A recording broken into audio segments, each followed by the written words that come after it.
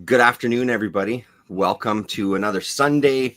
It's our weekly, semi-weekly, occasional comics Week. chat, bi-weekly, tri-weekly. Good afternoon here with Rasa. Hello, Rasa. How are you? Good evening from the land of UK. Yes. Good evening with still a nice bright light coming from outside. So, Still, yeah, but it's gonna go. It's yeah, going down now. It's chill. yeah, Now we had the heat wave is gone, past, said goodbye to it already. mhm, Freezing my behind already. Um, yeah, in the way, I'm okay actually. I was. It's kind of like you know the shift in the winds straight away. You can feel it in the air. It's gonna hmm. change, and of course the stormy weather tomorrow is gonna be like windy. Like that's what Really, happens. hey? And yeah, it's nice. But it's a Mother's Day in Lithuania, so to all Ah, mothers in Lithuania, happy happy Mother's Mother's Day. Day. Yeah, So I was like, I can't keep up anymore. Next week, yeah, for example, is going to be Mother's Day in South Africa. Is it Mother's and Day? here as well too. Yeah, Oh, there you go. So you're gonna yeah, guys have Mother's Day, so it's gonna be kind of like a bit all over the yeah, place. This Mother's Day, come on. I mean, it's yeah, yeah, fine. yeah. You can celebrate it like several times, especially if you have like multicultural friends, which is actually fantastic. I think any excuse to have a party. But I Mhm. I don't do anything of that. As long as I get the breakfast in the bed, I'm okay. You Yeah. know. And then Yeah, me everybody and still Ronan have demands started planning. everything, and it's like, Sorry, what's that? oh, where you demand everything again. It's like, yeah, I give you breakfast. Now it's time for you just get on with it. I was like, oh, Yeah, really? Kind of thing. No, I'm joking, but yeah, it's kind of usually mothers just never stops. See, okay, yeah, but that's right. so yeah, it was nice to say happy Mother's Day to both my mom and my sister. So I Yeah, managed to do nice. that quite early to make sure that I never forget. I never forget. Hmm. But yeah. Oh, I wanted to say. So I watched Andor. Oh yeah, Three, how many episodes? 4. Okay, yeah, because I I there's another three that have come out. I haven't watched them yet, so I've just watched the first three. Yeah. What'd I you think think so yeah. far? Okay. I don't know what the hell is going on, but I was so Yeah, confused. yeah, I was like, I don't know what they're talking about. I don't remember you. I don't know what's going on. I know the main character. So, yep. what is his name? Actor's name? Cassian Andor. Yeah, Cassian and Andor. But yeah, it's the actor. I know him. Oh yeah, yeah. So but then I'm confused what the hell is happening. The great scene of him capturing the plane was great. I know that plane Hmm. from watching animated series in Star Wars. So this is a new technology. What do you call them? Fighter jets or whatever it's called. Yeah, uh, I don't know, so X-wing or I don't know what the hell it's called, X-wing, but yeah, I think it yeah. is. Maybe not. No, it's not X-wing because it has that. No, because the X-wing is X-wing the is other one. actually Yeah, yeah, X. yeah, Anyway, so yeah, I was very confused. It's extremely slow. It's Disney's formula, which really drives me absolutely up the wall. yeah. Hmm. By the time the third episode hit, they decided to actually remind you what previous two episodes had. But I don't understand why they didn't have recap straight from the Yeah, first episode, straight from the because beginning. Yeah, exactly. you have like 3 years gap between Yes. season 1 and season 2. And do you expect people to go watch your season 1? Is that what your expectations are? Hmm. Or just small like 10 a minute recap would be great, because then I would have and probably understood what the hell is going on. Yeah, just a bit um of a reminder. Yeah. I liked a bit of the espionage things between fractions and all. I'm very confused about the actual general plot line yet to Hmm. understand what's happening. I know that's rebellion against the empire. That is all clear because that's what happens in the first season. But somehow in the first season, there was A to B, and it made more sense in between what's happening. And now they talking a lot and giving a lot of information. There's lots of consequences to people who helps the empire. Those other, which I can't remember any of the names. The mother who is in charge also, like, she gives funds to rebellion. Yes. The ginger lady, Yep. she is the one who's giving the child away because she has to hide her public kind of, her funding was in public. because some guy was making favors to her in order to hide stuff. So that kind of thing, I kind of got the grasp of it. And I like the actress, by the way. She's really good. I like that scene. That probably the best soundtrack, them dancing around with that Yes. Bluetooth I speaker mean, up dude, in the air. like So that was I trippy. know that not everything is Israel Palestine. I get it. Yeah. But it was hard not to pair that scene with Uh-huh. kind of like real life politics. While this Oh horrible yeah. shit is going on, Yeah. they're having a dance party. Like, I know that not everything is like that. I'm not saying that's what their intention was, Yeah. but it was hard not to make that comparison. Donald Rex, hello, Yeah. hello. Are you working at the shop and listening in? What are you doing? What Anyway, do? sorry, carry on. So yeah, so that part is great. I enjoyed it, but I'm Yeah. still confused the hell out of me. I mean, the scenes where they were in that fields of grain, where the silos, where Yep. you have one of the protectors of them dying because they couldn't protect, like, they couldn't save him on time. That was quite emotional part, but still very confused at what's happening. I mean, they're not really doing great job because there's too much storylines going on in order to actually know the whole shebang. I mean, the Right. premise of the story, it's great, I understand it, but you give us so many characters to go around with to make sure that you are like there's the crumbs of informations going around, but so far I don't know how many episodes they're going to do. Do you know? Yeah, 12? I'm not sure. I'm not Oh, sure how many episodes total. At home planning an epic video. Nice. nice. We're glad to hear that. So yeah, so in that sense it's very confusing. I am Yeah. kind of bored, to be quite honest with you, and it's not enough action for me. So lots of Mm-hmm. talking. The fighting, the plane part was probably the most exciting thing. Kind of was sad to that girl who was basically behind the rebellion, but she was working for Empire, and she's like, actually, I'm having a good time here, but now my world is gonna crash just because I'm doing what I'm being asked. And Right. he was like, yeah, but we are very thankful. It's like, but yeah, you're just writing death sentence, like just signing my name on that, and you're giving away me to the Hades, and I'm gonna go now. But he's like, Uh-huh. yeah, but you are helping her. I mean, great, fine, you have those things, but yeah, complete rundown. Stories of Oh Charlton. yeah, nice. Cool, Complete extremely. rundown. Wow, that's quite an intriguing part. Charlton's Sorry, this is thing is buzzing like fucking crazy. okay. I can't hear Okay, it, there you so go. Yeah, okay, good, because it was just going crazy there. no, I couldn't Hopefully hear. I've taken care of it. So Okay, good. that's why my 2 cents about Endor. I am Mm, my lack of patience is running quite thin, to be honest with mm, Endor. I need more. I need rewards. I need a bit more right. kind of action scenes and consequences, because we only think about the Empire part. We heard just like like the plans, and then somehow the plans comes out, and then you have that weasel of the guy who is you know being placed in certain position, and Mhm. he's so uh weak-minded because he has a crazy mother, and my husband keeps saying that this mother freaks him out Yeah, yeah, yeah. It because she does. has that gnarly voice and she's everywhere, and she's Yep. usually a bad guy because she's like a smoking voice, and then she's kind of like have her son under the thumb, or at least she thinks she does, and then he has this like that never know what they're gonna explode after in his head, because he looks like he can control his feelings, but also he looks like he's very nervous, and that kind of Yeah. people just kind of makes you uneasy straight away. And it's really good acting, let's say this way. The guy makes the character work well, because you can plainly and simply see very nervous character who he can he wants to just to please, and he needs the strong female because he's been brought up in in the environment where his mom was basically all over him. Yeah. So yeah, it's kind of intriguing in that sense. So that's the only Yeah. empire things I find it exciting, really. Mm. uh, That's interesting. I mean, the first episode, I would agree with you. It's like, I don't know why they didn't do a little bit of a recap. It doesn't yeah. make sense to me. You've Mm. had years of fucking space.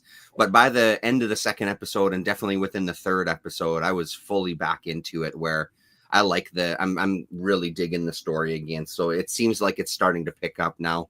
I Yeah. mean, we'll see what happens with these next few episodes to see if it maintains or something, but I'm really hopeful that it'll Mhm. Jeez Louise, you guys. Sorry, one sec. Just let me. Yeah, no, I'll put it aside. Jesus. Went out to a friend of mine's place yesterday. It was his 50th birthday not too long ago. We bought him a bottle of scotch. He wanted to drink it with us, so we ended up going to his place, having a fire sitting outside. Drank a bottle of scotch, drank a bottle of tequila, and had some food. And I mean, we were, that's over like 8 hours. That's not like, we just, it was great. So they're checking in on everybody to make sure everybody got home okay. So it's buzz, buzz, buzz, buzz, buzz. But by the third episode, I was really involved. I hear you on the action stuff. I think some of the stuff I like about it, one of the things I liked about season 1 was this idea that these people are in these positions while this kind of rebellion is being built. And it's a lot of waiting and maintaining and gathering information and stuff. So I like how they have some of that where it isn't always just action. It is just kind of like maintaining your spot and maintaining your beliefs and maintaining, so it's cool with that side of things. But I mean, again, this is a TV show. So the other side is, yes, I totally also hear you that we got to have some kind of action, like, like that. This is the Star Wars universe after all. This isn't some high art piece. This is like, you need to give us something. I'm just glad that those idiots that were fighting each other, that group, when that stuff was so slow and boring, it's like, why are we here? Why are we doing this? Why is this taking so long to resolve this? Because it was like, it wasn't giving us anything other than, I guess, maybe looking at the infancy of the rebellion where it was very fractured. A lot of people were infighting. Nothing was really kind of coordinated, I assume, is kind of the idea they were going for, right? Like, there's still so far no powerful leader of the rebellion to kind of unify everybody, so yeah, I'm curious where it's going to go for sure. And then this will be the only other season, and then apparently this one folds right back into Rogue One by the end of this season. It's going to fold right into Rogue One, and Rogue One which folded right into New Hope, and so we'll see how it goes. Oh, I see. I don't even know I'm confused the timeline. There also another thing I wanted to mention. They jumped in time as well, which was like, the minute they do jump time, you're like, oh no, what's going on? Why were you hiding behind the curtain? What wasn't working for you? Like that you had to jump in time. And it's just like that kind of observational point because we watch like a lot of things and you kind of are well aware of the world. Yeah. Last week I didn't mention that I watched the Heron, the last Miyazaki movie. Oh yeah, The Boy and the Heron or whatever. Yeah. That one was I actually liked it, but then I got very confused right at the end because I didn't understand what was happening. So everything with the boy and the heron part, I understood really well. I got really excited about because then the heron started attacking the boy and all that stuff. And then he went through that gate and that everything like, what's going on here? So are you dead? Right. Were you part of something else? Was it because you came back? Because he came back to his place of living, so he wasn't dead. So in that sense, that got me confused, and me and my husband like love all that stuff happens, and you're like, so why? Because we couldn't understand. We kind of lost the plot line why he went there. First of all, kind of didn't feel like it was explained. I know it was a loss of his mother. Then curiosity beacons because there is this tower or the place where your ancestry was there, and then they wanted to take over. He was supposed to take over that another universe, and it seems to be another reality. Yes, is that what it is? But anyway. I love Miyazaki's work. No matter what he does, he uses the animals, the nature to his own advantage. He creates this heron character who is basically so appalling afterwards because there's actually human inside it, which is absolutely exactly how Miyazaki always dwells into situations like that, which is what it mastered. But the scenery, the clouds, the places, I want to be there, like the summertime hit there, and the wind, and he knows how to create winds and all that stuff. It feels like you have to like those real moments where you want the wind flow to your face while you're watching that, because you just want to experience the same moments the characters of Miyazaki's experience in nature. And I Yeah. think I would love probably live in Miyazaki's world because of that, because it's just so beautiful color choices. Then anything looks pretty and natural, and it looks like like it's a perfect place to be at, kind of thing, without all those crazy creatures. Don't get me wrong. I'm not a fan of horror, but Yeah. Yeah. all the beautiful parts, I absolutely adore. And this character building's really nice. Hmm. From the boy, the way he gets the boy, you don't really know at the beginning. You just have this great scene of the wars and things happens, how his mom died, and then suddenly he's gone to this place where his mom's sister looks exactly like mother, and he has to basically pretend to, well, not pretend, you have to live with the person and call her mother, which that Yeah. would be the place I wouldn't want to be at. Like, that would be just a torture every single time you look at the face of the person, because you keep on thinking is the same, but she isn't, because her personality is completely different. So in Hmm. that sense, I really loved that part. I mean, I still gush around. I probably would watch it once again, because Miyazaki's is easy to rewatch, Totally. especially. It's very easy to rewatch. Absolutely. Yeah, I've only seen it the one time, but yeah, I mean, we loved it. I just loved all the kind of references to his past work and stuff Hmm. throughout the whole Oh yeah, thing. because all It those was so great. ladies, they were all from his movies prior to that. So it's Yeah. kind of interesting how he basically kind of like rounded all them out, and you want more in a way, like Yeah. he always does. But this is supposedly his last work, yes? I mean, supposedly, yeah, like a Was lot of his people end up age? saying it's their last thing and then they do a couple more, but yeah, supposedly that was his last thing. Yeah. No. Anyway, so yeah, I forgot to mention that. He's going to be doing one of the intros.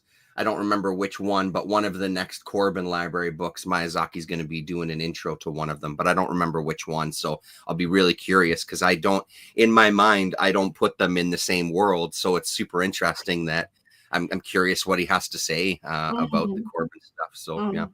Yeah, so that movie definitely struck really good. And Hmm. then I don't know. I'm just while my head is ticking that direction. Hmm. We've been watching Tina Fey's new show called Four Seasons. Okay. It's my husband is a big fan of Tina Fey since 30 Rock.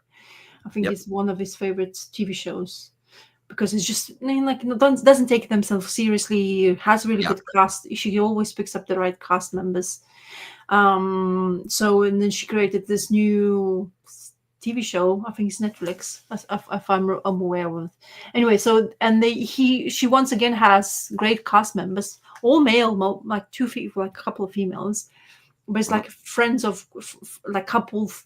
Like a couple, then you meet them in the same like school, and that couple becomes maybe split, but they still become friends, and they're friends with other ones, and they've been friends for decades. And then suddenly, one friend decides to change his life completely because he wants to divorce, and everything crashes back down. Hmm. All the Hmm. friendships, all the gaps between the relationships, and that kind of stuff.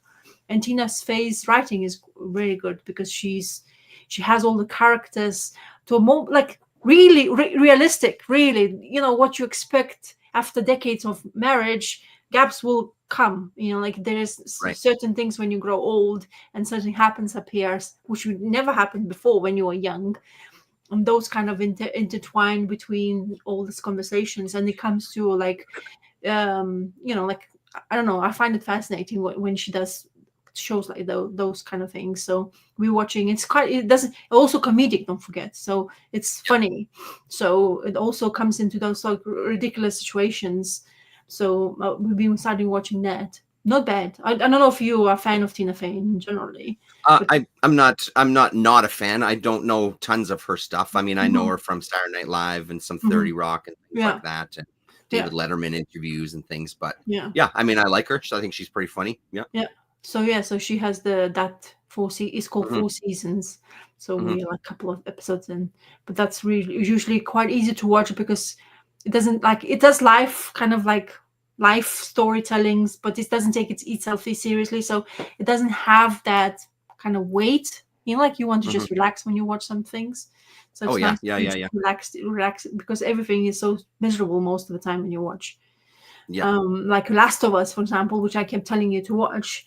And I speak to my mom because I Second told, episode apparently was mind-blowing of this new season, is what my buddy was telling us last night. yeah, because no people who hasn't played the game don't understand what's happened in season 2, and the people who like myself, we know exactly what's happening, and we like just like you're not Mhm. aware of anything, you're like clueless what's going to happen next, Yeah, which yeah, is good yeah, that they kept the secret in a way. I mean, you if you had some gamer friends, you probably will know. But yeah. I got my mom to watch it, and she loves it because it's suspenseful, and like it's, but also it's quite miserable in some places because it's a time when people has to survive, and the only Yeah. things which is basically a spore, like it comes in to wants to invade your brain and use you as a basically gimme.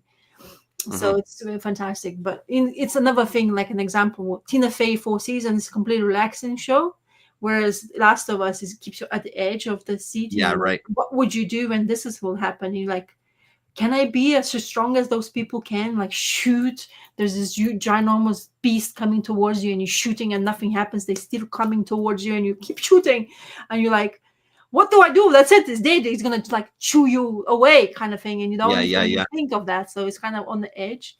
So yeah, there's the difference. You have to have a balance. At least what we try to do when we watch yeah, for sure. Yeah. shows We and stuff. our balance this week was the new series of Taskmaster. The first episode was on YouTube for free, so we ended up Oh, watching that oh yeah, the other yeah. day. I forgot. I actually It was should great. watch. It was the one time though where I see the guests and I have no idea who any of these people are, like these British Mm-hmm. comedians and stuff. There's There's nobody also that I new know. blood. I guess there's one guy that's an American, Mm-hmm. but I don't know anybody. But that said, though, it was still so funny. It's such a good show. So I hope that I don't know if they're doing the whole season on YouTube or if they're just doing like a little teaser I to think try they to watch want. the rest of it. But yeah, no, I think they want them to kind of like get more audience, even though it's like 140 countries apparently doing Taskmaster as well. Because yeah, I heard at least about that. Oh yeah, because I watched his interview. So the guy who's okay, the name who created the Taskmaster. What's his name? yeah. Or something. Anyway, And something Horn, Alex yeah, Horn, Alex. Alex Horn. So he was having an interview. There's this show called Dish. They talk while they're eating. There's this chef making the interviewing them. They're making their favorite food, and basically at the Oh, table makes you more comfortable. It's called uh-huh. Dish. And he was there doing the interview, and he was talking everything, how he came up with that with Taskmaster, what was inspiration, why he did it. He was Yeah. basically broke. He has 2 kids, and COVID, all that stuff hit, and he found a way. Always wants to find a way to amuse himself, and also that basically sees an experiment to see if we can do anything about it to make real life a bit easier. Because as you know, Mhm, when the COVID has hit the country, all the comedians couldn't do anything. Like you couldn't be mhm, in the crowd of people to do your job. So you had to basically find out some other ways to deal with situations. And apparently, he and his buddy, or he himself had this idea, crazy idea, and then his buddy kind of joined us together. And they mhm. say like, "Well, how easy that is for you to do? Just those like crazy tasks." He said, "I've been doing that for years to my Yeah, comedian friends." yeah. So, and he was doing that in an experiment while doing stand up. So the Taskmaster has been in fruition, he said, for longer before the actual For a show long time. happens. So Mhm, he's well had enough information to use as the thing for him to do. So it mhm, was kind of intriguing to actually hear that from him, because you can read about him in what how he makes it, but when it comes from the person's lips, you kind of mhm. understand really what's the idea behind it. So I was fascinated to listen to that. So yeah, so it's called The, Dish. uh, the final task of the show on this first episode, Yeah. my wife was in tears, like she was laughing so hard. Oh, She's don't like, tell "I me have because never seen." No, I I won't tell want you to what, watch but it. like, Yeah. she's like, "I have never seen anything Mhm. more ridiculous in my entire life. Like, what are these people doing?" And she was just Oh. loving it. It's just such a good show. It's Mhm. so funny and Yeah. it's so stupid and the tasks are so stupid, but Mhm. everybody takes it so seriously. Like it's just such a fantastic idea, you know? He said that he's amazed by the people's ability to be competitive. Yeah. He said also I don't remember if it was him in that interview when he said, or was reading something on that, saying you cannot understand some people. But it always is with shows like a panel shows or whatever. Like you people, group of people. If you Hmm. can't gel together as a group, it's kind of awkward to watch. Totally. And he gets more awkward and it gets more awkward and he doesn't. But then he has the group which gels. It becomes, you can't stop watching because it's just like Mhm. naturally feels comfortable, you know, like they all Yeah. feel like, okay, I can do it, whatever I want. And he himself said, you have to just let go, because I've been in situation, because he's been placed in those situations himself. He said, I had just had to let go of what I need to do because, and then he said, like, my mother-in-law is watching that, and I was like, that felt like, do I let go completely but want the show Yeah. continue, or I have to just let go and see, when I see her face, I just ignore if she's Yeah. asking me Right. a question. So in that sense, it's kind of interesting how even, you know, you don't realize there's real life behind that scenes, you know, Yeah. but he gets involved. So it's Yeah. very interesting part. Yeah. Cool. Yeah. Do you want to launch into what you've been reading this week? You want to start us off? Oh wait, I just want. Oh yeah. So just before we do, so Yep. it's comic related. Apparently, Revival TV show is probably gonna air in summertime, June. I Oh, heard. So I'm excited about that. The cast yeah. members are set. Yeah. So Revival, I think June something release. I think it's. I hope it's not. It's released, not a trailer. I think I don't know if the trailer is out already. Right. But Yeah. I'm. June 12th, 2025. Yeah. Apparently, is the premiere. Well, there you go. So yeah. So I'm excited about that. That's cool. I'm even because I started reading it, but I never kind of like got distracted like always I do. But I put it now in the right shelf where I can find it really easily. So I'm gonna try to reread again the Mhm. series because it's been, well, I don't know, 8 years since I read it, because it's been that Yeah. long. Yeah. So yeah, creative team, apparently the comic creators, the artist Mark Norton, he says, I'm very excited because they chose the right people. It seems to be, it feels like the right choices made.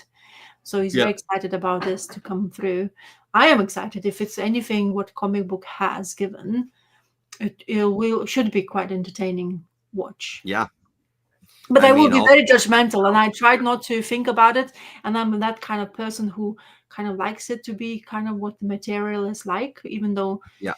you know, I don't know, I should be a bit more open-minded, but I'm being a bit of a drag when it comes to that. I wonder when Criminal is set to air. I have not seen anything from Sean Phillips mentioning stuff. Usually he's the person who will mention, Let's see. but I haven't.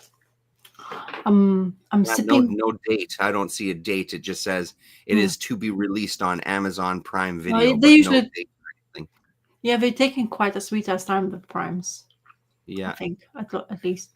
Filming began on June 10th, 2024. Oh, so you might not wrapped up yet. They usually take one while this Right. time. I mean, I don't know. Yeah, I'm not seeing anything. No, yeah. Well, eventually that'll come out. I'm looking forward to that one as well, too. I'm sipping on my grapefruit water kefir soda I made homemade. I'm sipping on water because I drank too much tequila. I can't even, because I had so many Go emergencies ahead. Go ahead. with tequila that I can't even think about. It makes me think. Tequila, scotch, cigars, a fire. Mm. It was something. I make my own prebiotic drinks now, so it's Yeah, healthy amazing. stuff. I Yeah. got given some water kefir, which is a healthy bacteria which makes your sodas, and you can mix it all. And I thought, why not doing grapefruit? Because I'm kind of a Hmm. bit of a fan of grapefruits these days, and it Hmm. tastes really good. Anyway, Yeah, nice. okay, let's talk about comics, eh? Yes, do it. I had a great comic reading experience. I haven't finished this, but I'm gonna kick off. I keep on trying to get into some Wonder Woman from DC. Hmm. One thing I know why I picked it up, I saw this picture. It's a Jolie Jones work for Wonder Woman, so I was happy that happy surprise basically. But it's a collection of future state Wonder Woman things that DC released. I'm kind of out of touch with this kind of stuff. What's relevant, what's not. But you know, like when I see it in the library. So this is Jolie Jones work on this one. But there's Becky Cloonan work with Michael W. Conrad. Then you have writers. So Becky Cloonan, W. Conrad, Jolie Jones, Dan Waters, and L. Mickey is the writers. And then you have pencilers as like Jen Barrell, Jolie Jones, Leda Del Duca, and Alita Martinez. So all that kind of like fresh faces, not aware of it. But I'm trying to get into Wonder Woman because I like the character itself. This is apparently Wonder Woman who is not your Diana. Is her name is Nubia, and she's part of this. Hey guys. Oh yeah, thank you. Oh, Dan Elson, how you doing? Yeah. Yeah, right. I was actually okay. I paced myself very well. So anyway, so Nubia is now taking the reins because apparently the Themyscirian females are no more part of the Earth because they want to get rid of all the superheroes because they blame them for being only females. These superheroes, they are threatening the constitution of whatever America's on DC comic books there is, and they've been. I think if what I've read is that what happens, and somehow Nubia is now became a Wonder Woman, and she's greatly drawn. I love her hair. It's funny how when you have straight hair, you always want the curly hairs. Yeah, right. And then you have curly hairs, you want straight hair. So I'd be happy with either. I mean, this is so wonderful. The mop of hair. I bet it's kind of nightmare though to take care of. Anyway, so she's been going with trying to prevent this chick, which I now blanking the name of. She used to be Themyscirian, but now she's kind of wants to become a god, and she's looking for artifacts. And Nubia is trying to prevent her from taking them. What she doesn't realize that she has some very important crown or tiara, she calls it, up her head. She's not realizing why, and her ancestry and behind the history, why she's supposed to, and it hasn't been revealed in this one issue. So it's basically giving like introduction to what kind of characters came after the future state, I presume. Or no, wait, it's after what is that event where those creatures were coming and you had oh my god, I don't know. I don't remember that event name. Now I'm blanking. But it was great. Sure. Oh yeah, I don't. Anyway, but I liked, kind of got lost in some ways, but then you kind of get the grips of it. When you get the grips of it, the story ends, and you're like, okay, I could read more of this, but they don't have it in this trade. I don't know why they did this, but they kind of like put the best stories, I guess, what they came out Wonder Woman in one trade. Anyway, so it's all future state related material, and it was quite a lot of action, great. And there's magic got involved, but it didn't work because Nubia has extra powers, and she's of the line where you shouldn't mess around with the person, but she's not aware of it as well.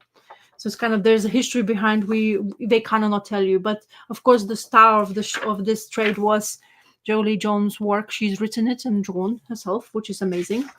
Kind of when I see her work in DC, I want more Lady Killer work of hers to continue, but I know she needs to make money. I don't know how Lady Killer popularity was, but in that time, her 2 hardcovers were selling quite nicely, in my presumption. But I wish she would have enough time to do her Lady Killer work. But we're going to this new Wonder Woman as well, another Wonder Woman, and her name is what's her name? Oh my god, what's wrong with me? She tells us her name like many times, and I of course can't see it now because we are doing it. What's your name? Anyway, very good artwork for Jolie Jones. I am biggest fan of hers. Coloring looks really nice too. Yeah, it's actually Belair doing her coloring, which is amazing. She's an artist, and she looks like great colorist as well. And she doesn't overshadow the work of the artist, which sometimes happens when you don't have the right colorist for you. But she's basically she's a child of 2 gods married together. Of course, she's kind of like dead not dead, or kind of god not god really person. And she's going after to save one of her friends, who is of course Themyscirian girls. They were buddies together. and she needs to go to basically underworld in order to save. And she goes through this place where this chick comes into, and they have apparently they have this history together, where basically one kind of interferes to another's work, but then end up having to work together in order for her to end up being an underworld. So yeah, it's kind of like intriguing part. They almost go like, how you go to underworld? Oh, you almost go like an airport. There's a check-in. You have to go through check-in points. They ask you a couple of questions. You also have to give money. You have to be patient. You can't talk. Even it says gate one or check-in one. It's kind of hilarious. But this is how busy the check-in points are in underworld. Anyway, I really liked the story. It was a very, like nothing to scream about. She goes underworld. She meets the Hades. They make a plan. Yeah, of course, he gives her like 5 seconds to do the job, the deed, what she's came here. If you don't, I have your soul. And she, of course, succeeds, and it makes him really angry. But moments like panels like these, the emotional part, Jolie Jones gets it really, really well. She remembers. It's really nice, man. I love it. It reminds me of Matrix movie. Not Matrix movie. Sorry, I'm talking Constantine movie with Kevin. What is his name? Oh my god. Oh yeah.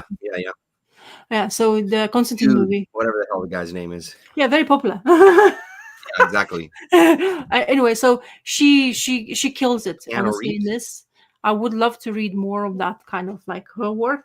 As I say, I'm a big fan, so all the stories works for me. But as I say, her emotional, her panel choosing, it works really well. Hello, Damien. Hello. Oh, Sleepy Reader. Yes, Dan, I managed to make it. We'll have a look at some of those later. Yeah, and then it's fantastic stories being told with Jolie. So I'm probably gonna be on the lookout to see her if I can get hold of the first issues. Apparently, this is her first appearance in this run, so I don't know if I'm going to be very successful, but just getting one issue of that would be great, because it feels a little bit, the way it's printed feels quite dark, to be honest. Darks are too dark, shadows are too shadowy. There's some things you can see, like it's kind of the paper didn't lend the colors really well. It's not shiny paper. It's a typical DC kind of paper for trade paperbacks, as far as I am aware of. So it's actually good, but it's still kind of sheen to it, and it's not really placed nicely with your eye when you have a light, not natural light, but the actual light, like using to read, for example. And then there's another story I was reading about a Superman, which is kind of interesting. Superman, Wonder Woman is there, but Superman really a main artist. And I didn't know that in DC Universe, Sun and Moon, they are gods who is basically shines upon them, and Sun is being bitchy because he doesn't want to be forgotten, even though we see that in the sky all the time. And he's like, oh, yeah, but you forgot me somewhere in this future state universe. Apparently they forgot about Sun, and he has this little horsey where he goes and races about because this evil guy who can't what is it, Solaris comes to for Superman to deal with him, and he creates another sun which creates absolute havoc on Earth because it just raises temperatures, raises the conditions, and everything like burns to almost wanted to burn to the crisp, just because this evil guy Solaris wants to go after Superman, and everybody, because of Superman being in trouble. So, but the god of sun came to basically bitch around with him, saying, "Go away! It's my turf. What you doing here?" And while they're doing that, it's causing even more havoc on Earth. So it's kind of interesting story on this one. But yeah, I wasn't aware of that kind of part, that there's sun god in DC universe and moon god in the universe as well. But this, the way Superman is drawn is a bit kind of awkward, like very baldy shape but very small eyes. I'm not sure if I like the look of the Superman. And he was like kind of childlike the way it was written here. It's like, yeah, I'm saving it. I have only a couple of seconds to do this job. And Wonder Woman's like, but don't you realize this is what's happening around the world? It's like, yeah, but I'm dealing with them. So they won having eye to eye Superman and Wonder Woman together. Anyway, and that's the story. As I say, it's not really much. And I didn't finish reading the other ones. There's Darkseid involved in this one. So anyway, it's quite intriguing, but it's confusing, to be honest. It just gives you a snippets of what happened in the DC universe in this trade. the fate of the future is in her hands, like Wonder Woman, and there's so many of them now. Anyway, Yeah. but yeah, I still, as I say, I would love to read more, but my library, libraries, or this region libraries, have Wonder Woman books, quite a few of them. But then I never know which one to pick. When I see someone, I pick it up and I get confused by it. But it's just quite intriguing. I like, as I say, I like DC Universe. I'm trying to get into reading more of it. And I think what I like the most is the history behind Themyscira and how they keep on evolving it and putting it more down to, like revelations of the story, like where can they go further down. And I think that's what appeals to me in generally. I find it quite fascinating. And all these new Wonder Womans are quite intriguing characters. One is a bit more like a happy-go-lucky, and one's way too serious. It's like all the different emotions. So whatever emotions you feel like your Wonder Woman is, maybe she's your favorite. But There's Diana, one of for course, you. yeah, but Diana usually the one who's like the most, she's the one kind of like whatever comes after hers is like another, like it's like a bloodline thinning down in a way. Right. If Diana is not the one, then because even though she was she's the made OG. from clay. Yeah. Sorry. She's the OG. Yeah. Yes, she is. She's a big OGG. Okay, are you ready for this? Oh no. I can tell you this, you're not ready. Oh no. What I'm not ready about.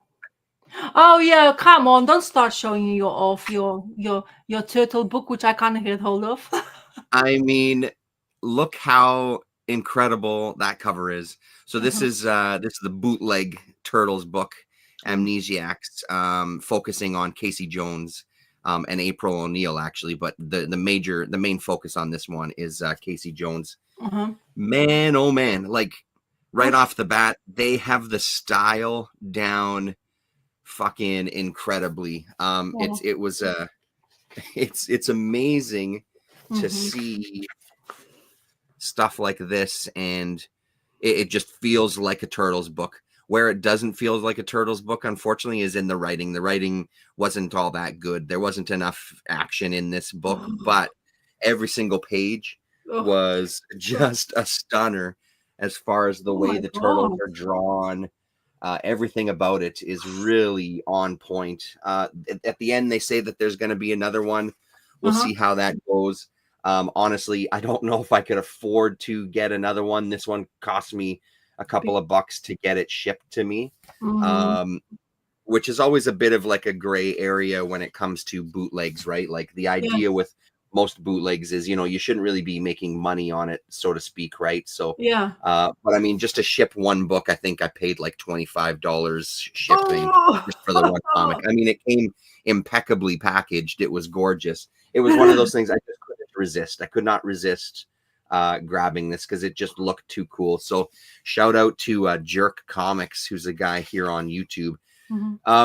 So the basic premise is that Casey has lost his memory and is ended up in the hospital due to a bomb going off in the turtles' layers or in the sewers, right? So we don't know what's happened to the other turtles. The turtles just appear on the first few pages. And we have, where's that image? Right here, yeah. And then you can see Casey Jones and April there on the other side of the blast. So they're unconscious and end up in the hospital. They don't know anything. They just know that there's some sort of recognition between the two of them when they see each other kind of in the hospital, on the hospital grounds. So it was just slow going because it really just milks that memory loss for the rest of the issue. So there wasn't, after that first bit, there's not really any action. We get a couple of flashback things of, the Foot Clan and stuff and ninjas around the city, but there's nothing really that kind of draws you back in other than the art. Let's see here. And then, of course, we get the Casey finding the mask and stuff, some of his belongings that were with him. I think April had the mask, actually, so he got it and put it on, and that started to trigger more memories even. So, yeah, I'm curious enough that I'm hoping that our local shop here, that Fantasy Club Books, will be able to get copies of this in if it continues. Gives us a couple of process pages at the end too, just with the script, and then the layouts, the sketches, final pencils, lettering, inking, etc. So that's always nice to get a little bit of a inside look. And then they did he was playing around with different back covers, how he was going to present it.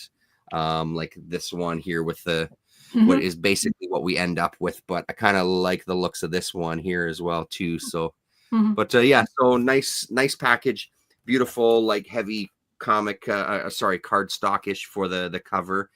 So it's not cheaply made, that's for damn sure, which is maybe one of the pieces, the aesthetics they could have grabbed from that early stuff, having it a little more like those early comics, but yeah, it's so cool. Beautiful art. Casey Jones looks like Bruce Lee because his haircut. And also, who's the creator? You didn't give us the person. Oh, I did not. Yes, you're right. Mm-hmm. Here we go. So I'll make myself big again. So there's the creators there. Isaac Stone and Casey Brass. Right. And then that's the studio there. Futikigo Studios. Very much, very... And I think that's the only thing that they've put out.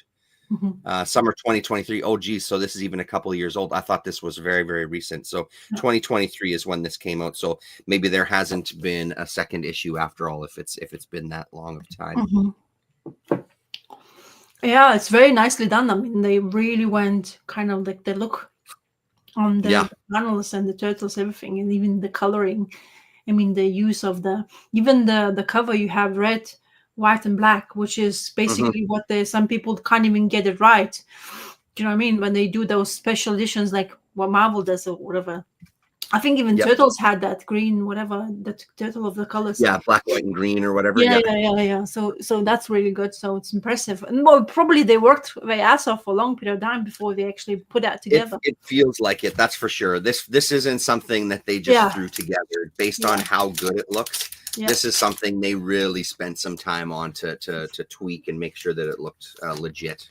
It's very nice to see that people has that much passion to go to do this kind of work and be proud of it. Really, I honestly, it's very impressive for people to get that much and give that much attention to detail.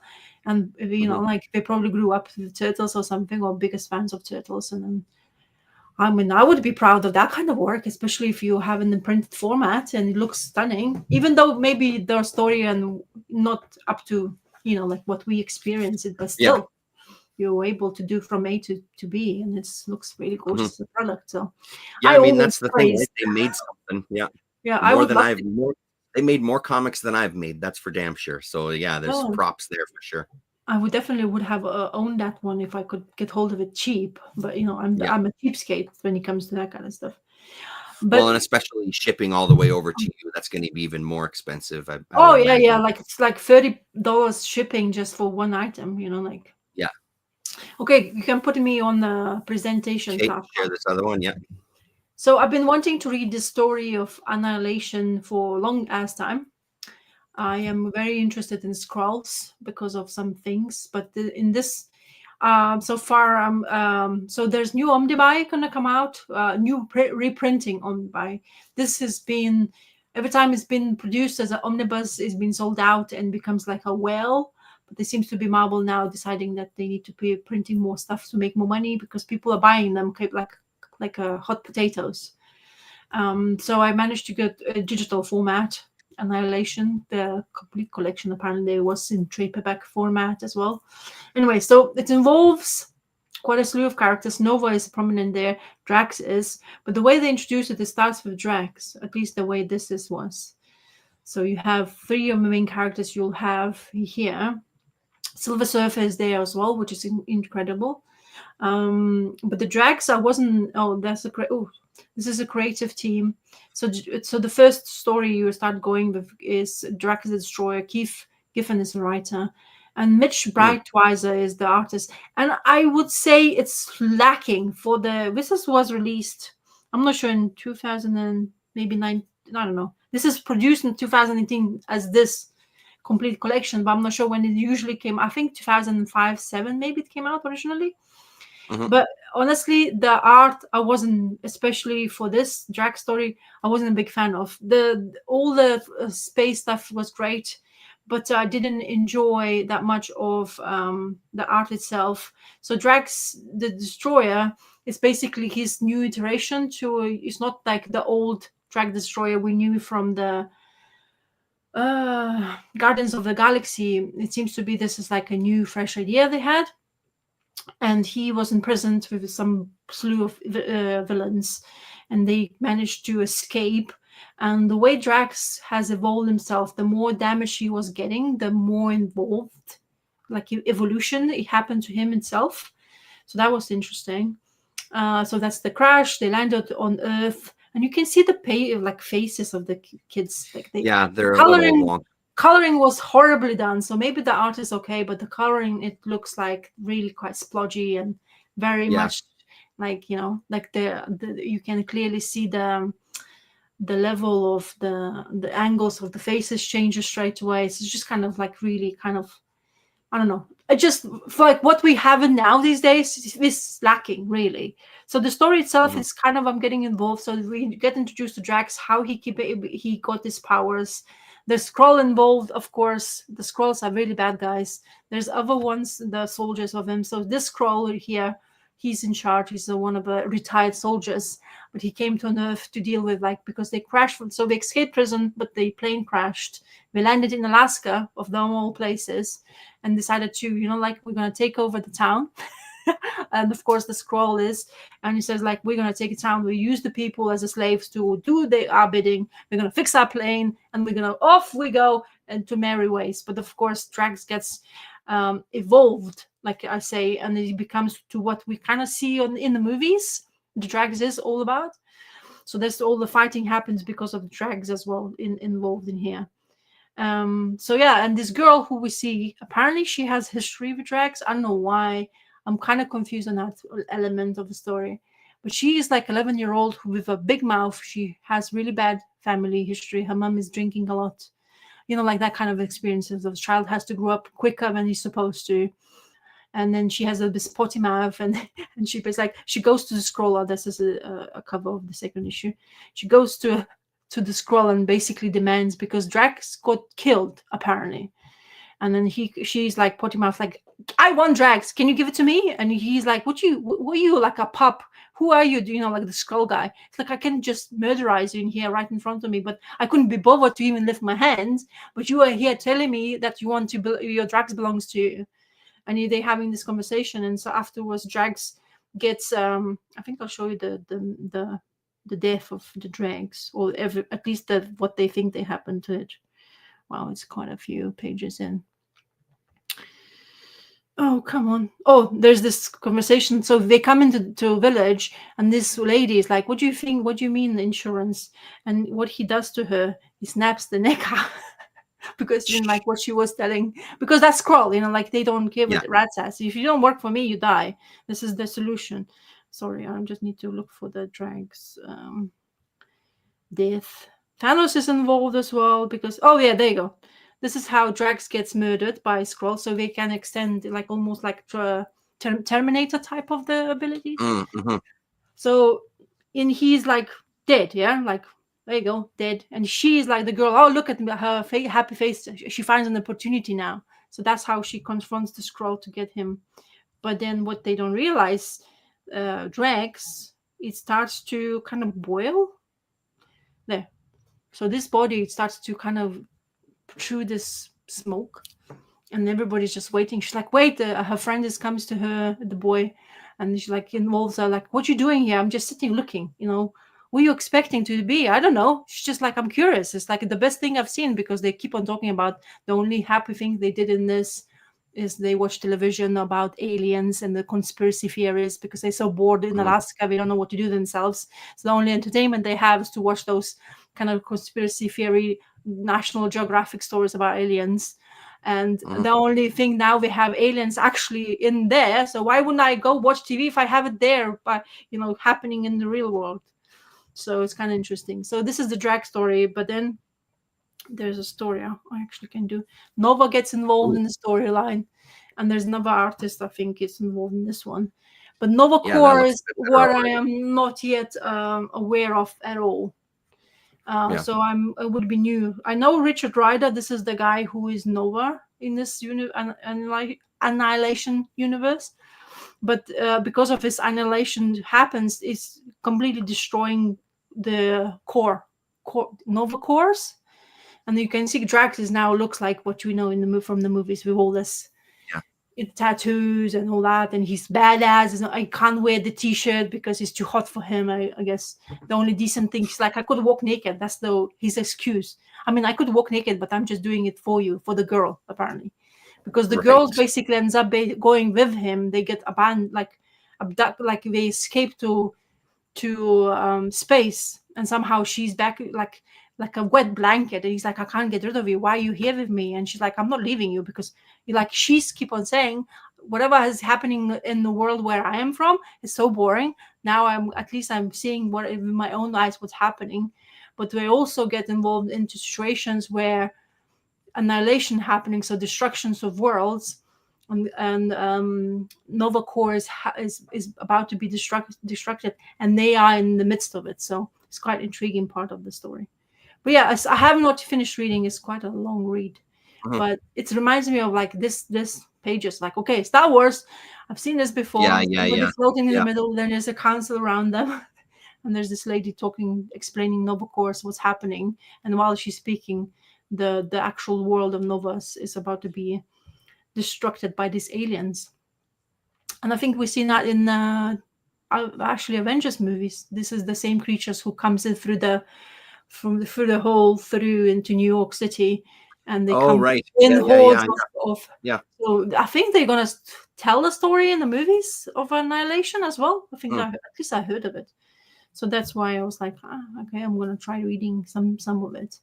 It's quite, as I say, involved storyline, and apparently it's divided between, like, as I say, Drax first, Nova, then Silver Surfer will be, and then continues further down more. You can get rid of it. So that's as far as where I got. I haven't finished reading it, but it's I mean, intriguing. that one looks much better than the first one for sure. I Oh like this yeah, art. different artists again. So I guess Yeah. each character got a creator team of their own. I think they have issues like 5 issues each or 6 issues each.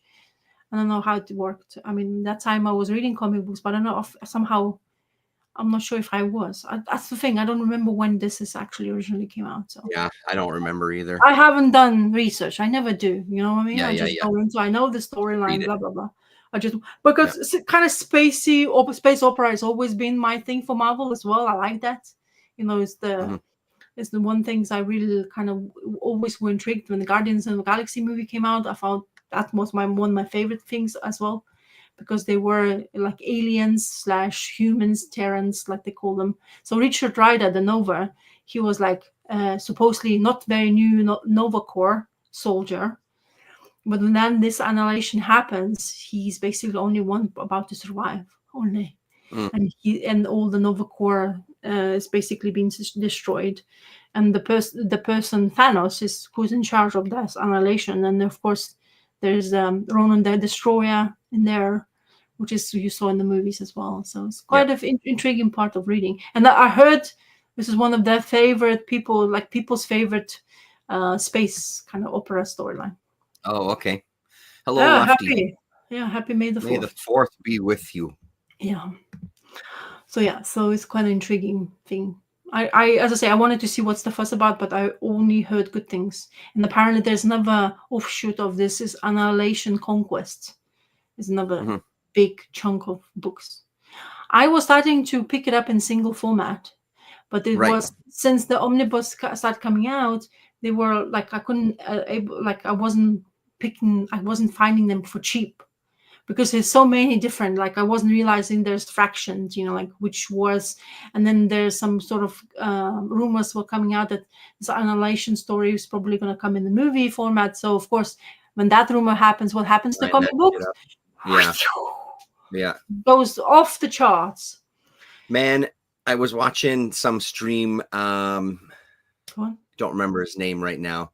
But they were speculating. It's one of those kind of speculating channels. But I've been subscribed to this one guy for a long time. completely blanked on his name. They were talking about the Thor book that I had gotten slabbed, 9.8, the first appearance of Gore and stuff like that.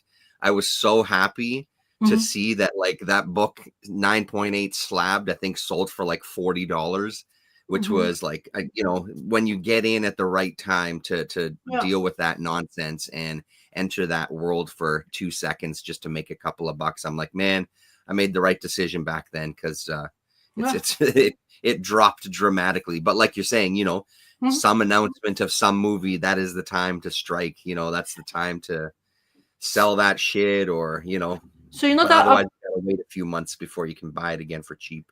So that uproar about having Silver Surfer being a female now in Fantastic Four new movie, which is, I mean, I know that there is an uproar. I don't know much about it. I haven't read any of that stuff, but well, it's a female, but you have a Silver Surfer everybody was hoping to have, which is, I have not read those earlier things, because all the Silver Surfers, the minute there was an inkling of their appearances or in the movies, that those books went crazy. And don't forget, it's that era Silver Age era, where you have those famous covers, especially in Fantastic Four, the first appearances of Galactus and Silver Surfer. Those books are out of reach because of that rumor for being years now. But basically, because now it's a female Silver Surfer is coming out, not a male, even though in the Marvel Universe we have females Silver Surfers for a long time now. So all the books which people didn't give a rat's ass about, now we're become pricey, of course. Right. Because there's a female coming out, and there's this forgotten Silver Surfer, and I think it's 1 in 3. And I remember I was picking them with 50p each copy, because they were not worth nothing. So I was like, if I can't get hold of that, at least I'm going to read some Silver Surfer stories, which, is affordable for me in that time and things. And now everyone's like, oh yeah, but now because it's the announcement of female Silver Surfer coming out, which is, why can't just have original one coming out, because of Galactus is going to get involved, and but this Herald is not going to be a male, it's going to be a female.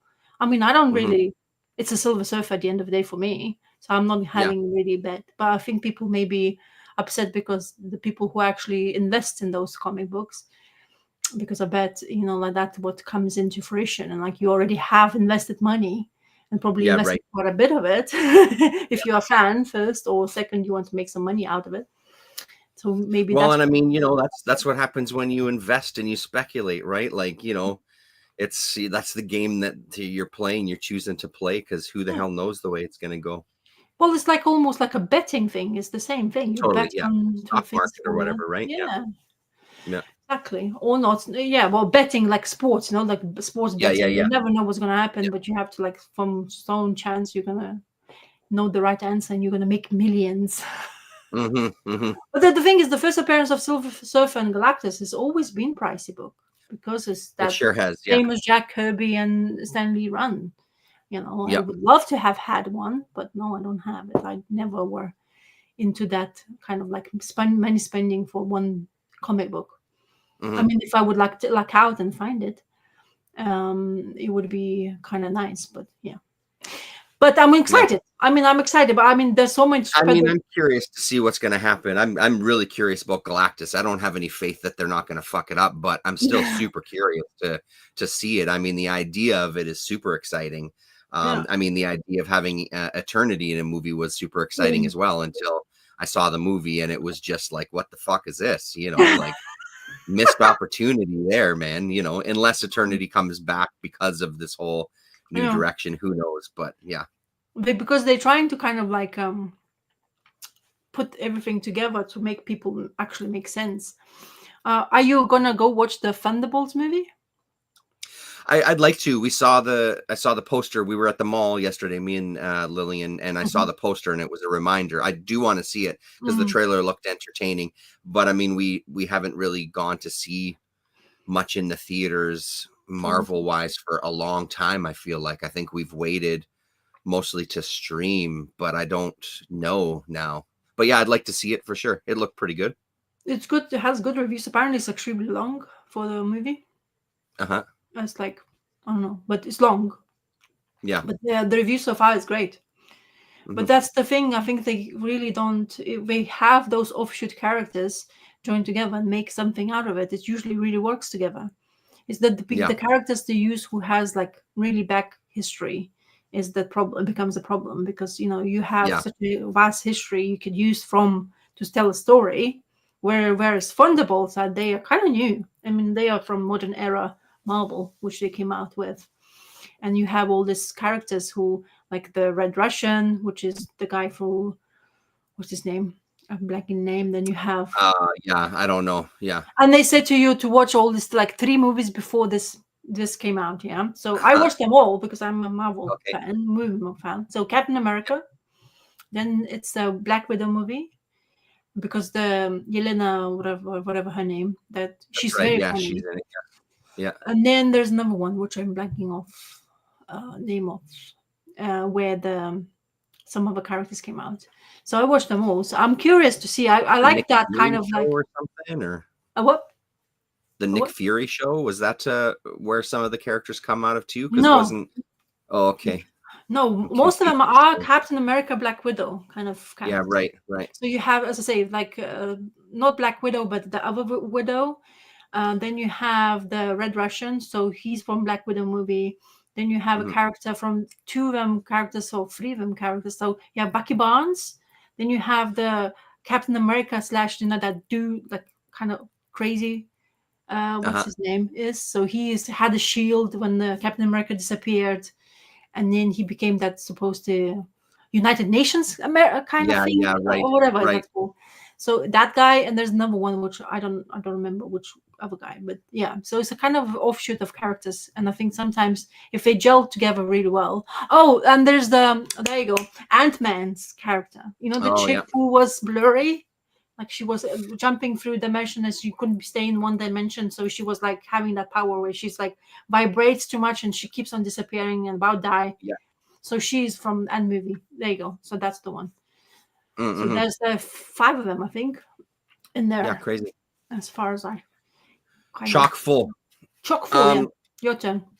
to completely change let's have a Marvel. look at this one. Yeah. This is the Whoa. second issue of Cyanide Swamp Uh-huh. from Reptile House Comics. Oh wow. This is probably one of my new all-time favorite artists. I'll show you his What's his name? Christian Santiago. I'll show you his page here as well to share screen. Do you think he's a fan of Kama Sutra? I'm sorry, what? Do you think he's a fan of Kama Sutra? Oh yeah, maybe, yeah. So here's his Instagram page. Every single piece of art is really stunning. I guess he's got like commissions open right now, but I love the look of his art. Even the black and white stuff, but there's something about the color stuff that's extra just goddamn fantastic, Yeah, and then obviously a little bit of it's just an odd mix of beauty and grotesque, Yeah. Like it's an odd mix, and then like contorting bodies and sort of insects and all sorts of strange things going on there. So super super cool. His front cover here and inside cover are really exceptional. So that's Christian Santiago. And there I'm back here. So let's see. No, not remove this one. Yeah, you should spec on this one for sure, Damien. Absolutely. Get it slabbed quick. Yeah. And then there's the inside front cover. Wow. And they have this sort of like metallic ink-ish kind of look to it. And then inside back cover as well too. So beautiful. This is like Reptile House, I think, is the publisher in this kind of indie self-published world. They have so much good work. They have such a fantastic roster of artists. There's a couple of new names in here too, including this Renata Rojo. So Tia Roxay, who we've talked about before, she did she's been in Reptile House before, and then she had a glass heart or something like that, I think. Was her own thing. So this isn't quite the style that I'm used to for her, but I kind of like the way that this looks. It's a little manga-ish. It's a little watercolory, but This Renata Rojo, holy crap. I love this art style. And I love I love the way she tells a story in this one. So the at the bottom of this first page here, it says, the sun is setting on another long day in hell, a day lost to desire, grief. My thoughts are plagued by your love, is what it says. So it's this use of the text with this idea of reflecting back on your day, just in these kind of individual little panels. Some thoughts are a little more prominent than others. And that kind of is the way that the entire story is told. Very, very minimal text, but these really fluid kind of pages that are telling this story in sort of like this.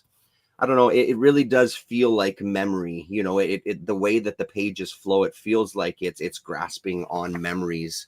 It's really, really good. This is amazing work. So I found her as well too. I'll show you that. Look at you, so prepped. I mean, I had to because I wanted to see if they've done anything else. Christian illustration and painting right here.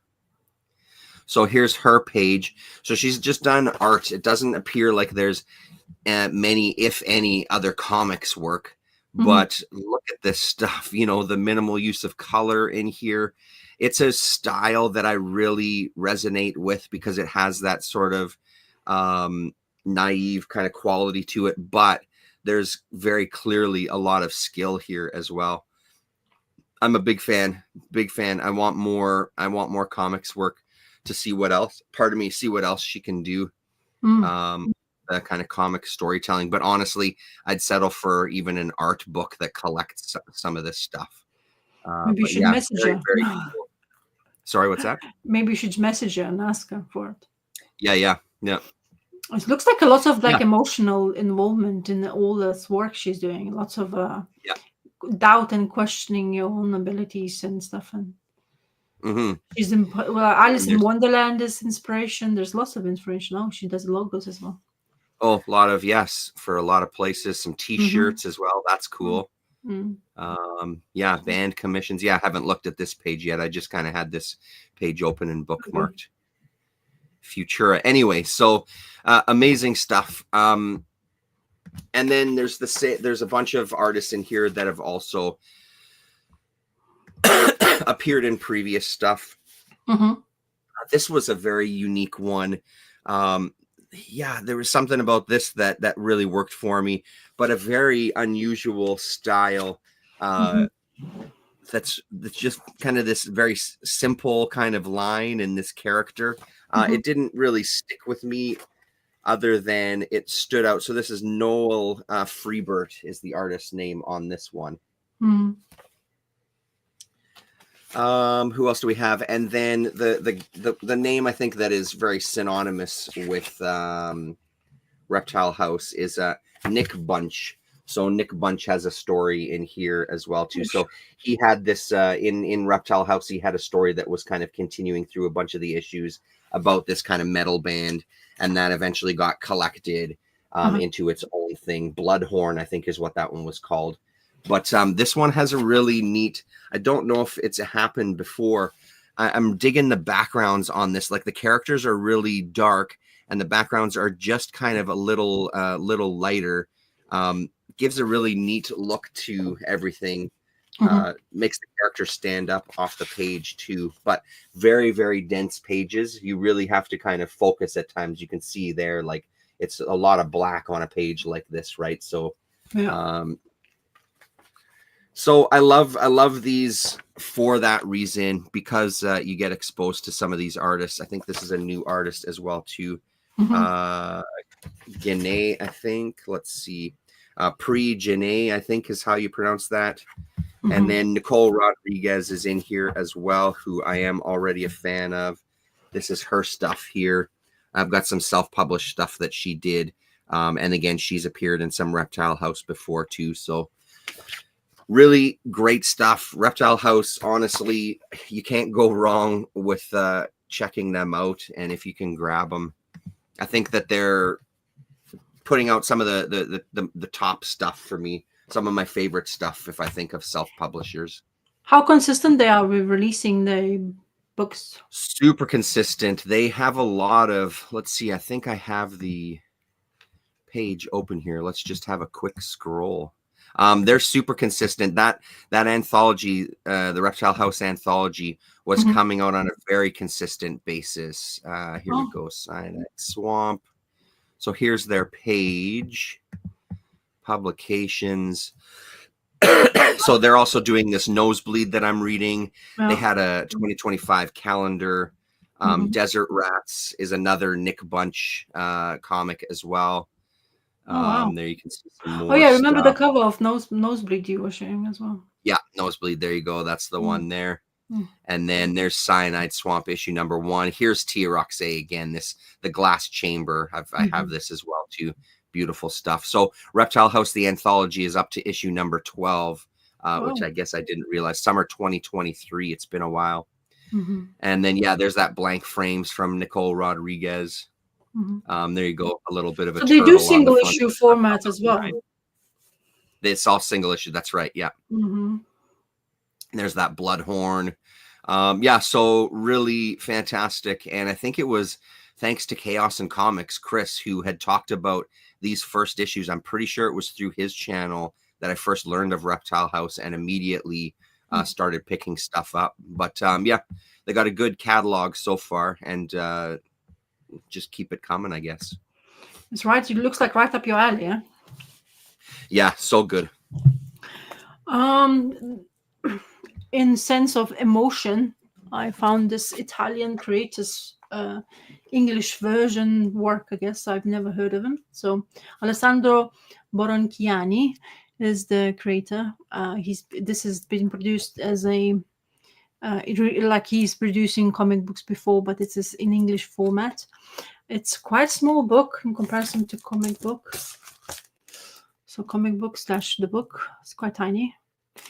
But it's actually lends for itself. It's very emotional. Even the library wrote down the note, shelve it under the adult graphic novel section, because this speaks about a girl called Chiara, and her basically struggles with emotions when it's like panic attacks, and everything is drawn in blue. So there's no other blue and white, let's say this way, page white and blue colors. And it's actually called that's why everything turned blue.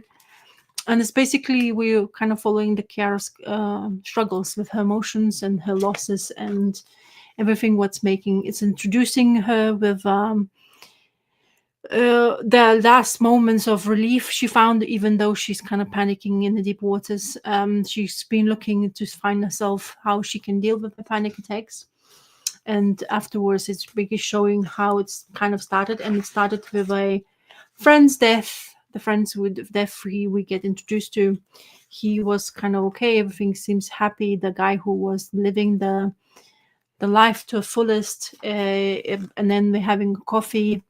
This is the friend who's gonna die, and they're having a coffee or catching up as a friends. And he tells her that he has an illness, and she tells him, "But you were promising that you're the one who's like so full of life and wanting to have so many plans to do." And suddenly, he's not there anymore. So it's kind of like, I don't know, maybe it's me and my emotional state, but I keep on picking up books with emotions as well.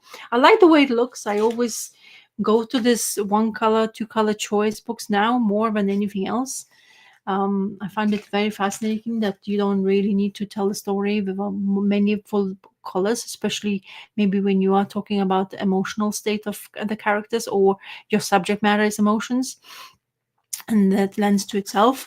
But it's one of the like stories you read. You kind of feel for the character, see how everything happens. I honestly always have the feeling that something's really bad going to happen because of the state of the character is in this book being described. But I enjoyed the way it's been done. I like that he has a gap between having completely blue panels, and then you have the gap of that just a bag filled with something, which looks fantastically done. And then he has this lines of like scratchy lines as well, like the way he basically portrays the shadows.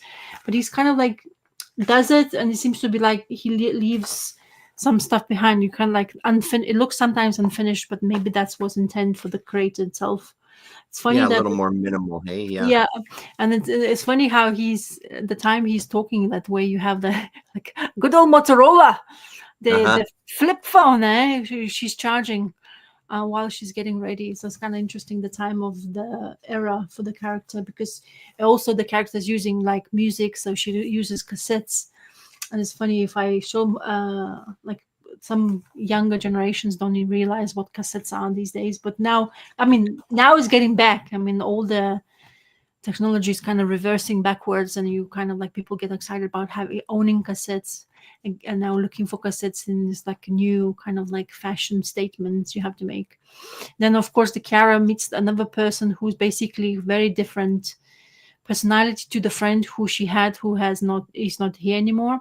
And this is the lady who is struggling also with health, but she's kind of taking to, like people when they get ill, they kind of using that as a kind of point of survival. They kind of embrace it even furthermore, like they kind of like live with it, and they want to kind of like I don't know, like use it as an opportunity to kind of make people feel like upset for you and stuff like that. So it's very emotional state book, but it's well kind of portrayed, and it's the way he's explaining her situation with the panic attacks is kind of interesting, because it's kind of felt like, oh my god, in some more moments and days I kind of feel like the same. I get those kind of like whimperings inside my heart, or overly thinking situations, and it's very intriguing and eye-opening to see that there's the stories are told, and in many formats and from many comic book creators from any parts of the world. So yeah, it's nice. It's Dark Horse production. Is really well done book, of course, from Dark Horse, and it's been published. When was it published? Is it published 2022, originally 2020? So I guess this is the time when COVID hit. So and then at the back of it, the creators is a bit of the creator, which I really like. So it tells you about cartoonist, illustrator, art director, graphic designer, musician, born in Pesaro, Italy, and he quickly became the honorary Milanese. So I guess he moved to Milan. And so in sales the publications, so he's been in mainly the works of the company of who's producing his works called Bao Publishing. So I guess Dark Horse got hold of it somehow, and maybe it's one of his most famous stories apparently for the creator. So where like he got more recognition. So you see it somewhere in the libraries, pick this up. You never know. Maybe you'll have something will help you with your own problems. I mean, it looks pretty great. I like it. Yeah, I like the minimalistic stuff, honestly, but I like his idea of those breaks in the panels, like just one.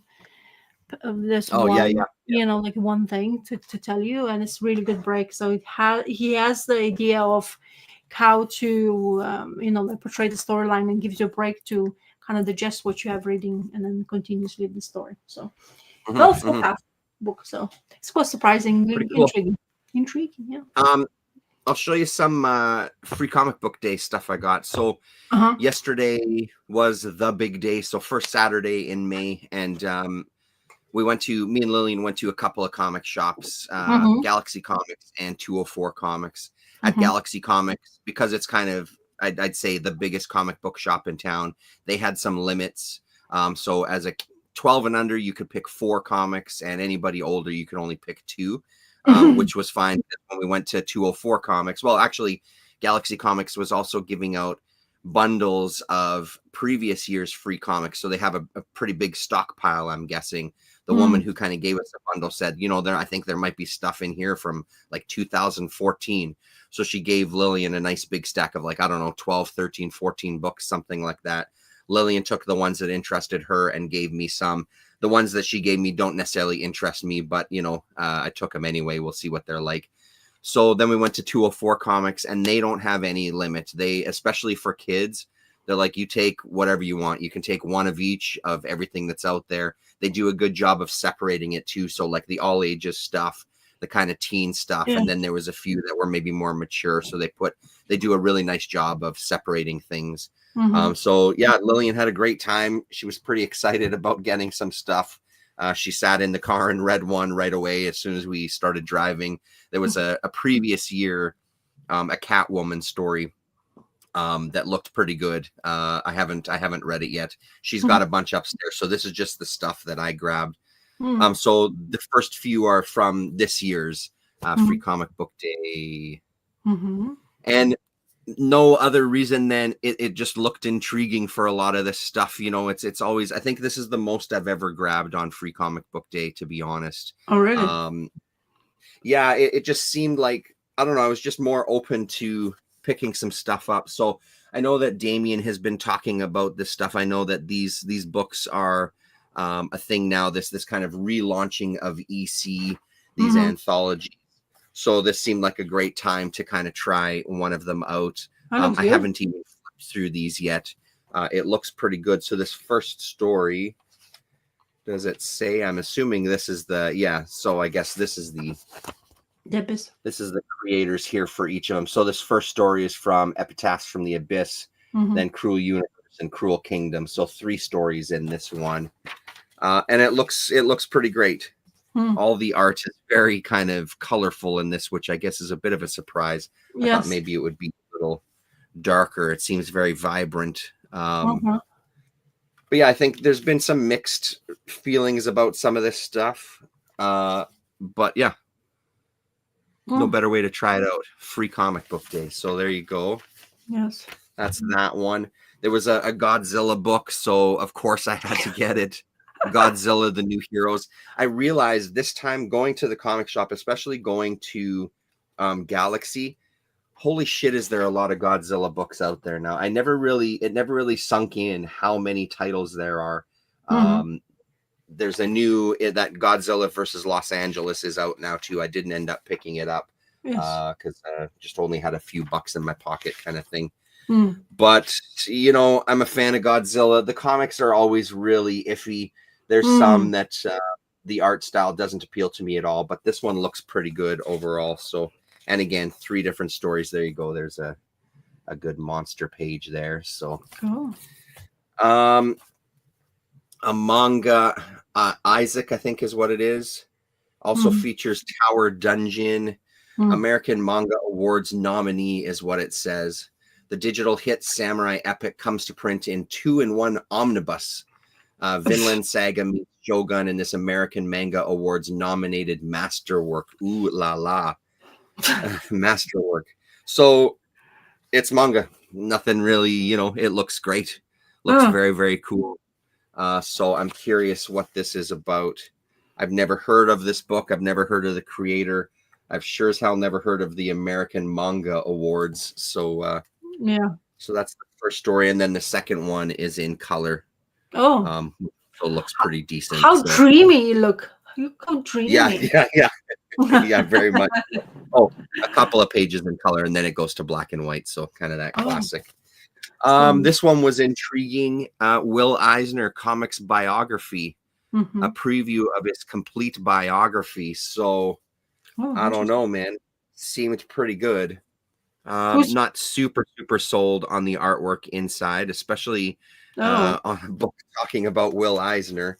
Yes. It doesn't look horrible, but I think I probably expected something maybe a little closer to Eisner's style if you're going to tell his story. Not that that's necessary. The colors, yes. The colors used exactly what Eisner would have used in those storylines, but the artwork is not that.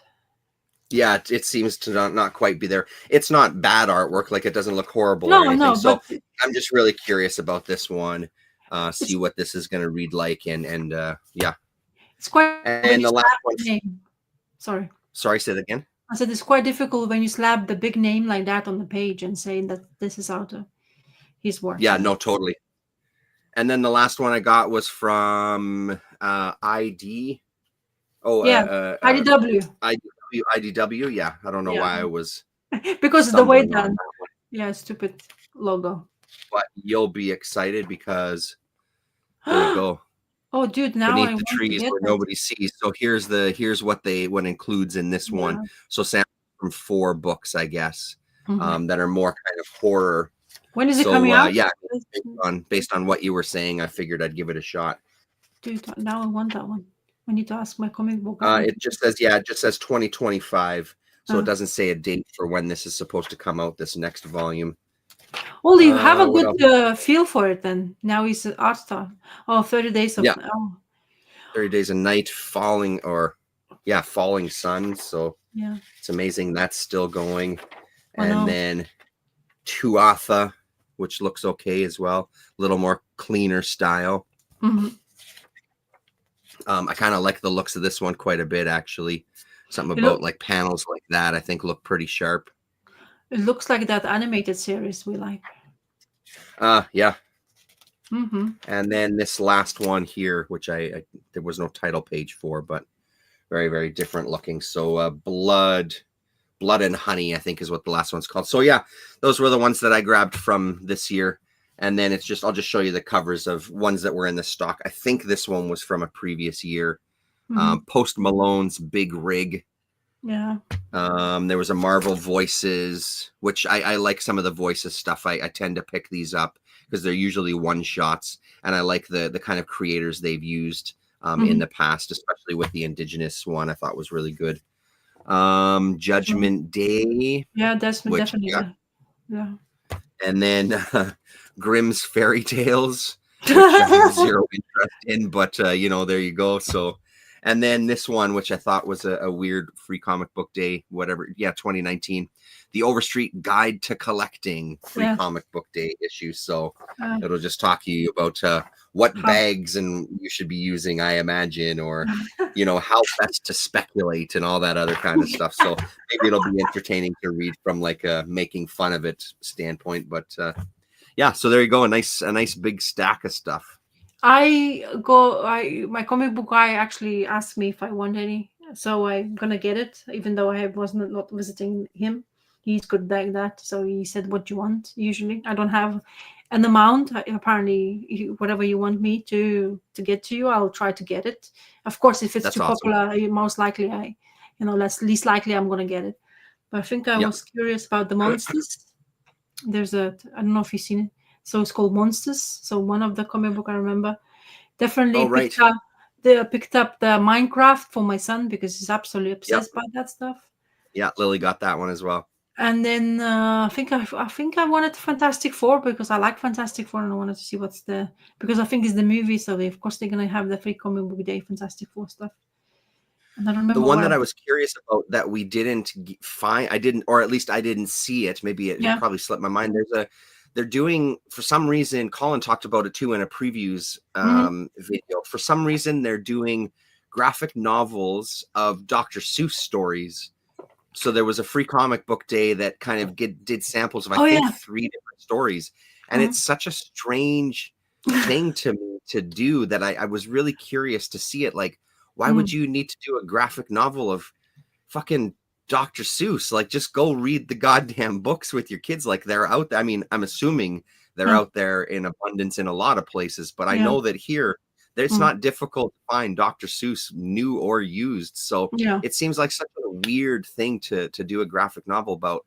But I was really curious to see it, and I don't remember seeing it on the shelves. Because I think because I've looked at the list as well, so I'm not sure. All the books you showed, I was thinking about getting, but I was like, okay, I know you're probably gonna show it, so I was like, okay, I'm gonna probably, because all the manga I was looking, and I was like, okay, Terrence gonna pick.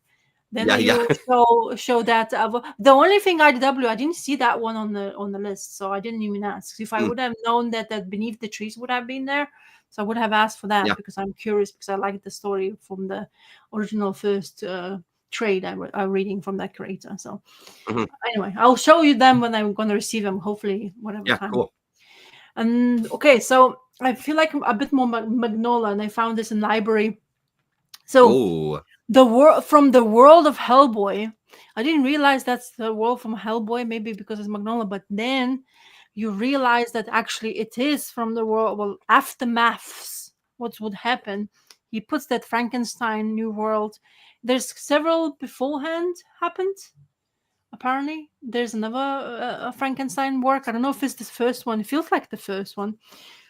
But basically, we have this. I think it came. I seen when I was picking up my things. I don't know. I wasn't really keen on getting it because I don't know. Maybe it's because I didn't realize it was Hellboy universe. But this is it started a story with this guy sitting on this pedestal, as I call it, and he's apparently an oracle of the nation after. Um, uh, and the world there's this like kind of like like in the fantasy kind of movies there's this like inside one of the layer like caves or something there's a new world happening, and this is like what's left of the human race. This is like almost Eden of new generations of humans who's been living, and they have this oracle they are praying to. Of course religion has to come into fruition because you can't survive otherwise, and you have to believe in something. And they had this like mummified creature sitting on this pedestal, as I keep on saying, and he's the Frankenstein we're nowhere. But we're following the character called Lilia, the way she's pronounced, a girl who has been having a dreams and curiosity to a point where even her parents can take her and out of the curiosity. No matter where she goes into, she gets into a hustle and tussle with other friends, because as a religion nation you're supposed to believe in what elders are saying to you, and the kids with their youthful naiveties and curiosities wants to keep on bridging the gap between two kind of rules and no rules. And she was very curious, and she comes into this point where she doesn't want to listen to anybody, and she decides to awaken the guy, and whoever thought that this guy actually is awake. But he comes into, and the elders almost wanted to basically punish her, but he spoke and said, wait, don't do anything to her.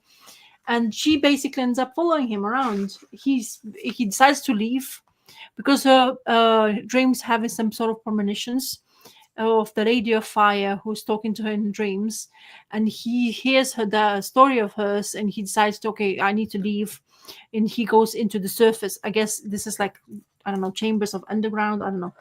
I don't really exactly know the locations, but they're leaving, and of course above the world has completely changed. It's no more what we remember. They have as creatures, aliens, bugs, all sorts of things. What comes into when humanity is over. So they wander outside. She becomes like a wet blanket, almost the story I was talking to you about, annihilation. And from there, it's the story goes into where it actually tells you that he's holding this knife. Who was one of the guys who basically sacrificed and became a legend for that new generation. I'll show you that. I'm looking for that page when that happens. Look, the beautiful creatures sweet. are flying around in the air. They don't need Yeah, water cool. anymore. Yeah. Wait. And there's this creature who's following them in the sense, and he's turning them into something not really great.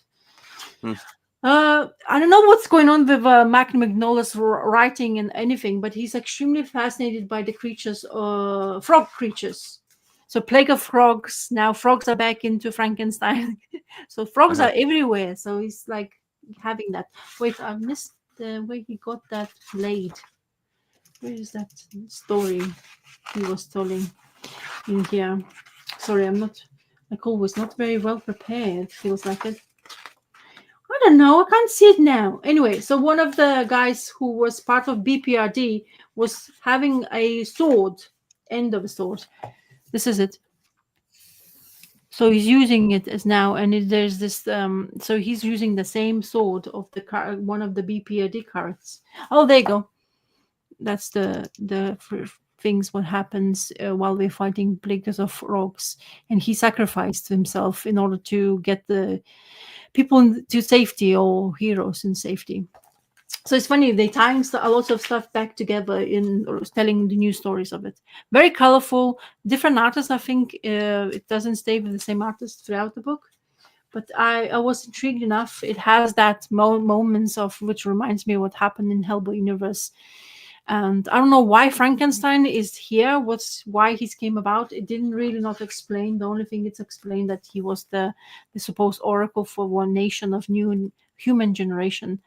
But I am intrigued as always. It's kind of fascinating to read Magnola's work, and the girl gets into quite a bit of a trouble because of her youthful inexperiences, and she comes into a place where somebody actually about to murder her, or they think she died, and Frankenstein using his superpowers. I find he has some lightning superpowers, and spoiler alert, she survives. She wakes up. There you go. She gets the breath back. So it's quite intriguing. Also, the back of the book has a sketchbooks, which is always intriguing to look at how they create a character. This reminds me of Roger as one of the BPRD's greatest characters, especially those nipple parts of it, whatever they're using, the connection parts. Very famous. But yeah, all these creatures are almost like really looks like the BPRD universe I loved the most, and I enthrall people to read that. It's absolutely fantastic. But yeah, it's kind of interesting. As I say, I wasn't aware that that's how it's gonna, because I thought he's done and finished. Like always with everything's, you think they finished with stuff, but they continuously on the same path. And then so Christopher Golden, who's the artist? I think it's Thomas. Art by Peter Bergton. I don't know this guy. Okay. But Michael Magnola, Christopher Golden, and Thomas Sniegowski is the story writers of this. And this is brand new stuff, right? Like this is very new. Yeah. It came out. It's in the recent. This came out 2023. But I remember, 2023. Yeah, but I remember this. There's another one, probably Frankenstein now again, because I've seen them coming out with Dark Horse of this. So very cool. It's really good read. It's quick, easy. The only thing is, I don't know if there was something beforehand. Like I never do research. I just go in and delve into the world. But yeah, it says at the back of the book, it says, safely tucked away inside the hollow earth where humanity survived after Ragnarok. Precocious young Lilia receives visions of new darkness taking root on surface. And as defining her elders, she awakens the timeless oracle called Frankenstein, blah, blah, blah. And once known as a Frankenstein. And he keeps on saying here, Oracle. She keeps on calling him Oracle. And he's like, stop calling me Oracle. I'm just Frankenstein. I don't know why he's using Frankenstein. That's my curiosity. Maybe somebody who has read it can tell. Would be loved to know why he's chosen a Frankenstein. It's kind of intriguing that you would go that route, Yeah. You're next. So even though I don't have issue number 2 or 4, I couldn't resist reading Bigfoot by Steve Niles, Rob Zombie, and Mr. Richard Corbin. Man, it started out really shitty, but then it got really good really fast. So this intro, I guess it's interesting. Like I really I've grown into not a fan of Rob Zombie, to be honest. I'm not really a fan of his movies. But I feel like maybe this part of the story was something maybe from his mind, because it like on reflection, it kind of feels like movies of the era, very thin on kind of plot and dialogue and things, because who needs it at the end of the day? It's about the monster. Thankfully, things kind of pick up at this point with Bigfoot coming crashing through the side of the building. Chaos ensues. The child is the only one left, and then it becomes kind of a mystery. The child is starting to have nightmares where Bigfoot is the mom is being kind of devoured. There is saying, come and meet your new daddy. So he's having these really crazy nightmares about the Bigfoot monster and his family. And then there's a bit of a mystery within the town. Like one of the cops who's coming to investigate it, he sees, here we go. He sees some Bigfoot tracks out in the bush and then erases them. So there's a hint of like a history with this character in this particular town. So like I said, it really, once it kind of ramped up, it got really fucking good. So I really want to get the other 2 missing issues so I can keep reading this. But nice surprise. It's always nice when there's something like this where you've been hunting for it for so long, where thank goodness it's still as good. It was worth the hunt because it was a good goddamn read. So yeah. Cool. So did you read Now, only issue 1, or did you read issue 4 as well? no, I did not. I only read issue 1. Like the other one I've got is issue number 3, but I don't Oh, want to jump yeah. ahead because I'm curious how this story is going to unfold. So Mm. I'm going I to try can't. my best to wait till I can find 2 and 4. I was looking on eBay to see if there's anybody selling in UK, and nobody sells it. Oh, No, only in America. and it's been just really hard to find, like because Yeah, the prices that I've seen for this one online have been ridiculous. Not yeah. that these ones were cheap for me, as I said, but they weren't Mm. as expensive as getting it online, right? So Mm. Okay, so the last book I have to share is the best thing I've okay. read in 2025. Holy shit. Oh, of course, yes. Yeah, of course. So when we were talking the last chat, I said to you that the place which I pre-ordered this, they don't talk to me, and apparently supposed to have been released. And finally, I got in touch. I emailed them, and they were like, "Oh, we're sorry," blah blah blah, kind of thing. And I was like, "So, can you tell me if I'm ever gonna receive this, or do I need to look?" But they managed to sort everything out. Apparently, delivery and production things, whatever. So, not to my surprise, but Archaea is still there. So Archaea has been always publishing this. It's behind the Boom Studios, but it's still Archaea. It's really well made hardcover, Looks has beautiful. gold embossing Uh-huh. used, and of course everything is embossed. It's really well production. It's like such a beautiful book. And honestly, I was so chuffed when I got it. I just got it on the weekend, so it didn't take me to. They managed to sort me out really quickly. So I received by Saturday, this Saturday, and I was like, okay, this is it. I'm gonna go. And I didn't read too quickly. It's impossible to read too quickly, first of all, Yeah. because you get mesmerized by the man's work. And I don't know how, what the hell you're doing, mate, but you're doing it so well. I don't understand how that's even possible. I always been a fan of his, like since the Cursed Pyre Girl, I ever put my eyes to it. But he's even improving in storytelling. It's much more intriguing now for me. I mean, I was intrigued in first, but this book is also, you disappear in his work, and you're in this little world where he's makes you wander around, and you have to follow all these little lines, and your book is going this way and that way, and it just follows. And the stories keeps unraveling, and of course it's not full told story, still there's plenty to go. And every single time I read it, I was like, oh my god, like, it's like I want more after this. But of course, I mean, the man's work is, I don't know how long does it take for him to get it Yeah. to this work, production work. But it's like it contains 2 issues in this stuff. But honestly, it's fascinating. So you also has this kind of little jokes between, there's this character you follow through. There's lots of things happening around it. But man, oh bloody man, this man can draw. And it's just, I can't, like, you need to really take your time with this book, even though it took me, just like, I read in 2 days, but because I was curious to see where the story gonna go, and I could not stop, like, looking at each, like, little things, and I got kind of distracted by it. But what I'm trying to say is that it's a hardback comic, yeah, that came out this I loved it. Yeah. So this is the latest release, by the way. This one is just came out 2024. I think he was coming out in a single format, but then I think this is really good, kind of like product like this. It's really well made, like published and stuff. Can Also I just very ask good. you where the heck were the single issues coming out from? Like Archaea as well too, but I mean, I don't Yeah. remember hearing anything about single issues. I thought this was specifically just for a hardcover.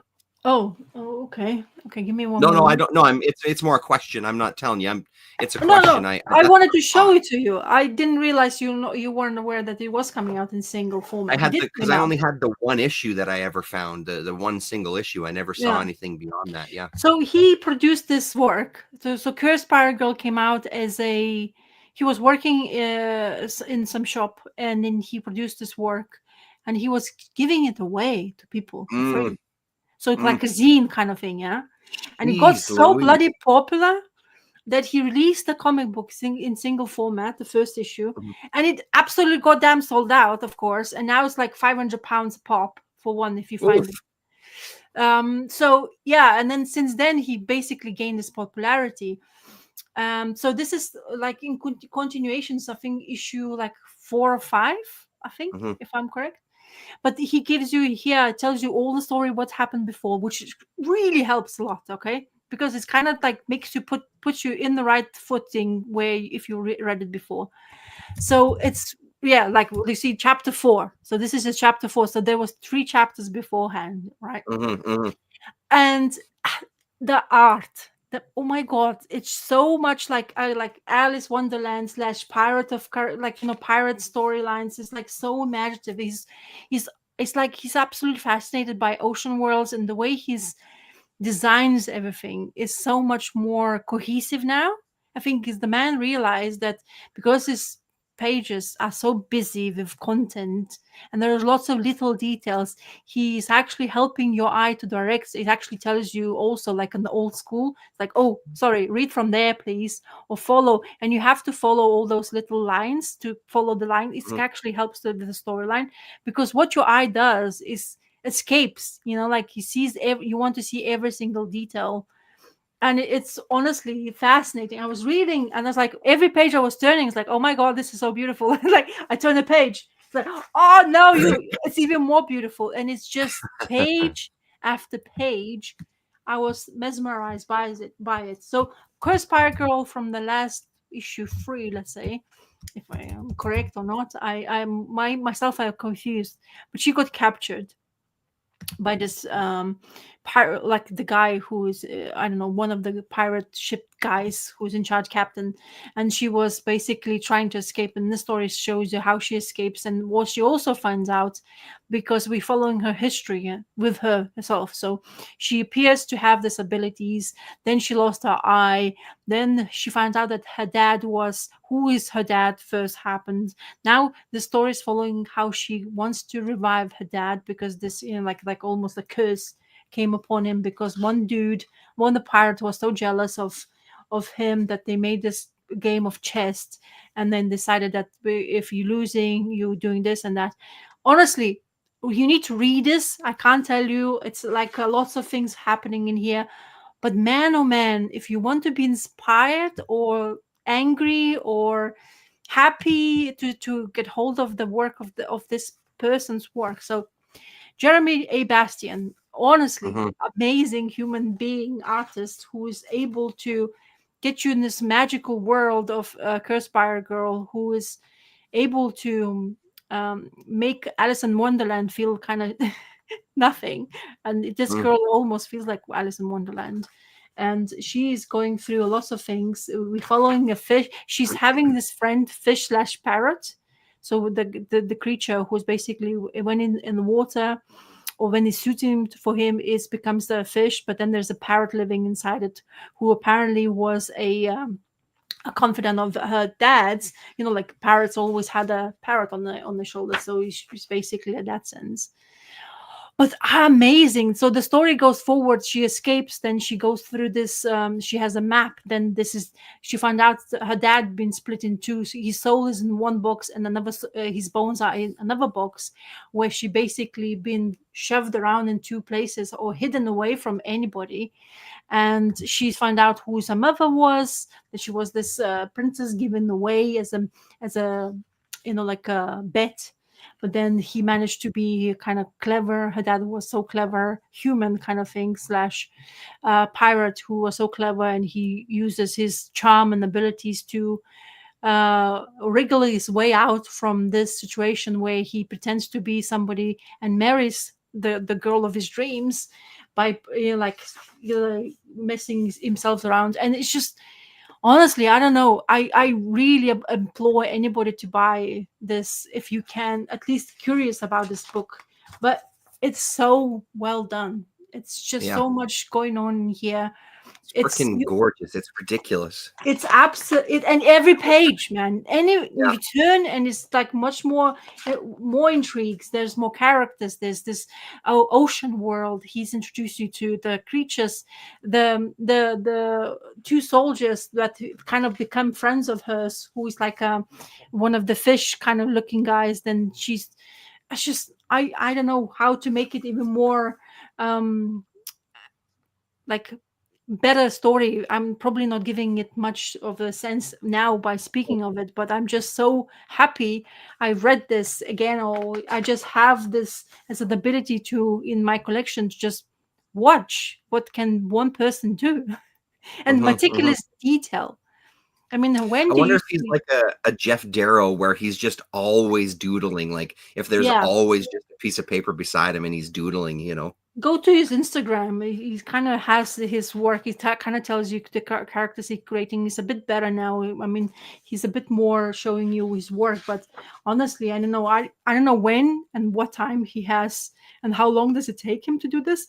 But glad I am able to get hold of it in this format or any format available.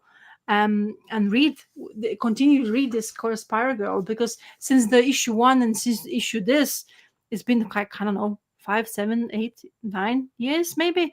It takes a Hmm. while for him to get the whole, just do the storyline. But you know what it is? What really charms me about his work is that he doesn't flay away from not doing anyway. Like, it doesn't use less detail. Like, oh, if I Hmm. want to tell a story, I want to make more. But this is like a work of art. Honestly, each page looks like you can just put it as a on the poster or on the walls, there's a paintings. Yeah. That Yeah. I mean, it looks like it's worth maybe keeping picking up there, Dan. No, the story is really charming. The girl you're following, she's like having this power she's not aware of. She doesn't know who her parents were from the beginning of the story. She suddenly finds out her parents' kind of backstory. He's revealing in here quite a lot of it.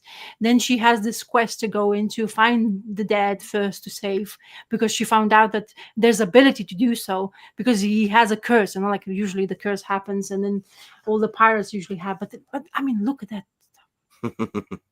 I mean, how and what the hell? I mean, and this each, honestly, I don't know if you probably can see it, but each line, it's like little small each etchings, it seems to be, like Crazy.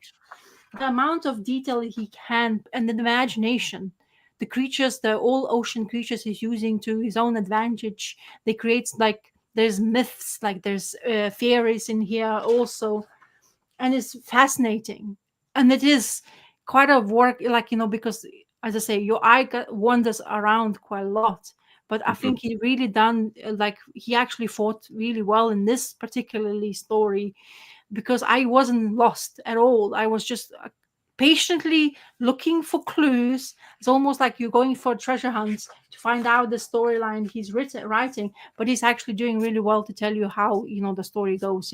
Sometimes you kind of like move away from it, but then you kind of return back to a place of ways the story how it goes. But I think he definitely has improved his writing as well since the last one. I mean, come on, man. He has. You also get an extra stories in here, free Hmm. continuously as well. So it's really cool, fascinating stuff. It's I highly recommend to anybody. Just if you can get hold of it, get hold of it.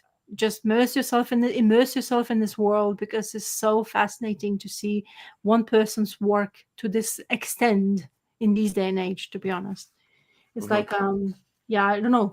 Can you tell me, like, apart of Darrow, I don't know anybody else yet to in my mind who has that much detail to put place in a piece of paper. It's Yeah. I mean, I can't fascinating. think of anybody not in that level of I skill. That's mean, for sure. come on, man. He has Yeah. bees, so he's using bees, yeah. And he puts on the bees a helmet so he can be underwater. So bees can actually live in underwater because they are almost like space helmets on top of it. Absolutely fascinating. I mean, huh? Fantasy Oof. world to I don't know, 1010%. Jesus, man. It's highly recommended. Kind I of like was that size as well. Did you say that this yeah. one's a little bit smaller than a graphic novel, or is it the same No, kind of no, size? it's like Oh, almost okay, yeah, comic size. Yeah, it's comic yeah, size. yeah. So no, It's great, like the presentation of it, because it feels like, especially those last couple of pages, yeah, it almost felt like you were yeah, flipping through the sketchbook. Like it feels exactly. like a Yes, really it does. appropriate size. And I'll also wait. So this is almost the end. So I'm not going to show too much Yeah. of it. But he also gives you extras. Now he is showing you his card, like the way that he's created the cards Mm, of the characters of a cursed pirate girl. So this is the Ace of Spades or and then all that. It's like, dude, you have time to do this as well. I mean, I don't know. yeah, yeah.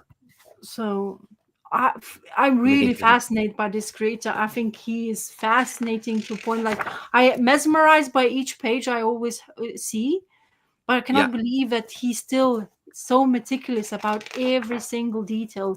And then he hides away one, so you can't see what's behind it. So I guess it's gonna be maybe shown in the next production of his. But damn, honestly, I hope a lot of people will go crazy for us.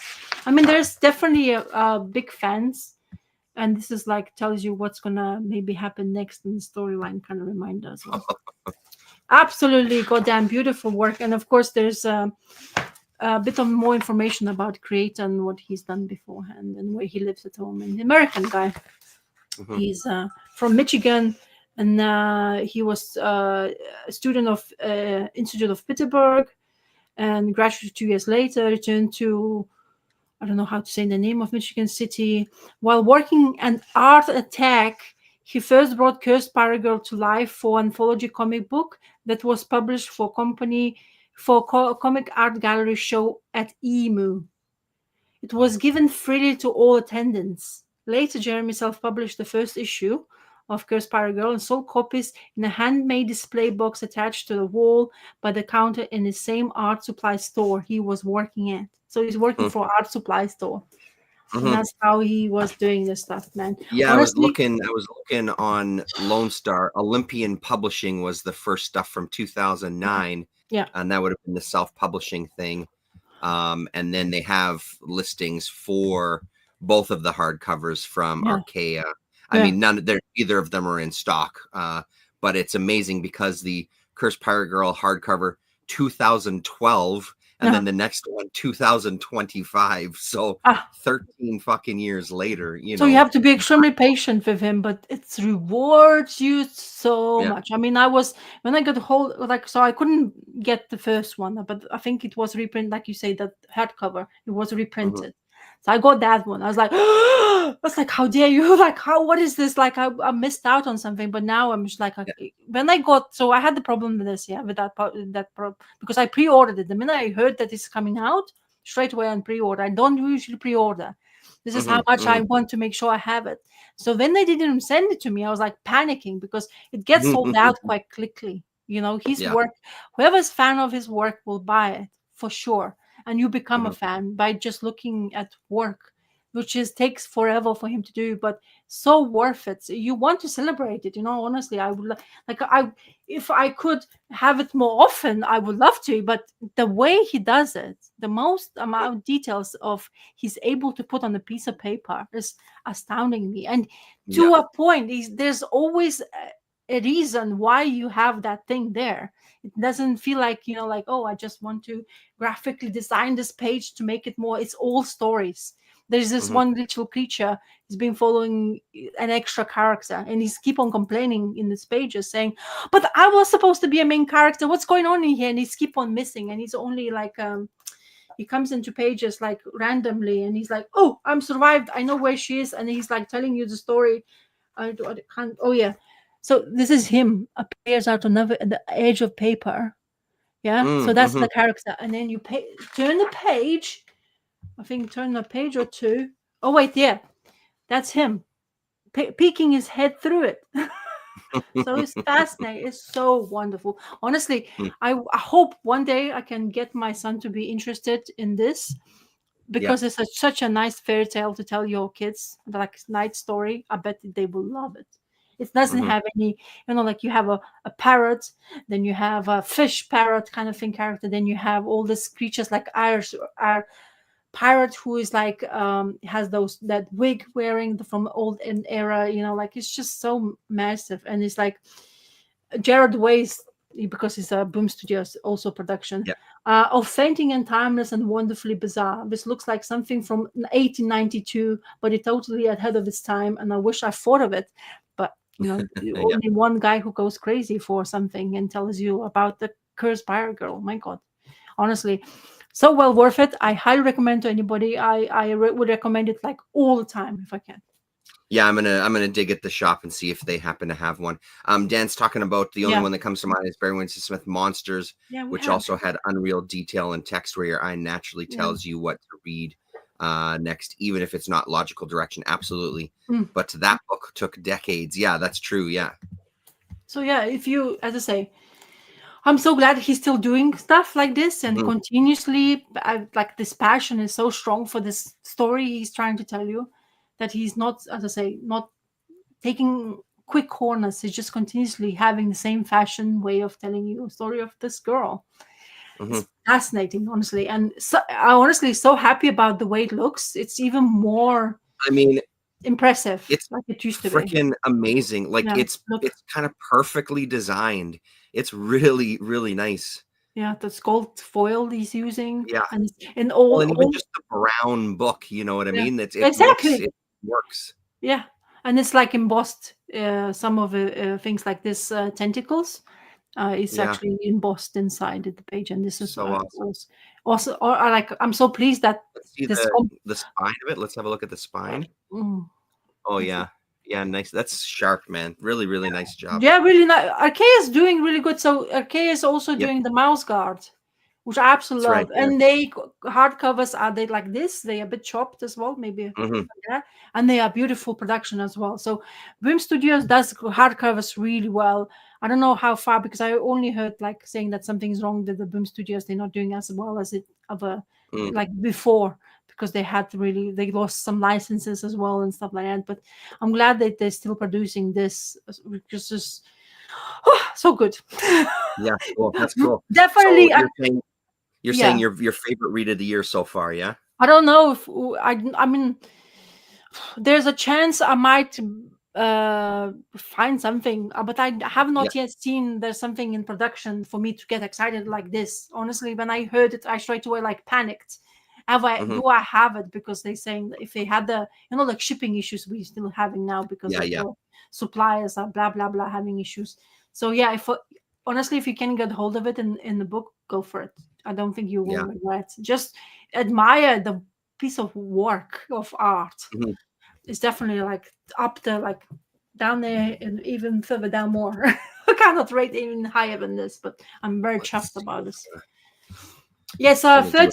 $30 US. Oh, I mean, that seems pretty reasonable considering what you get.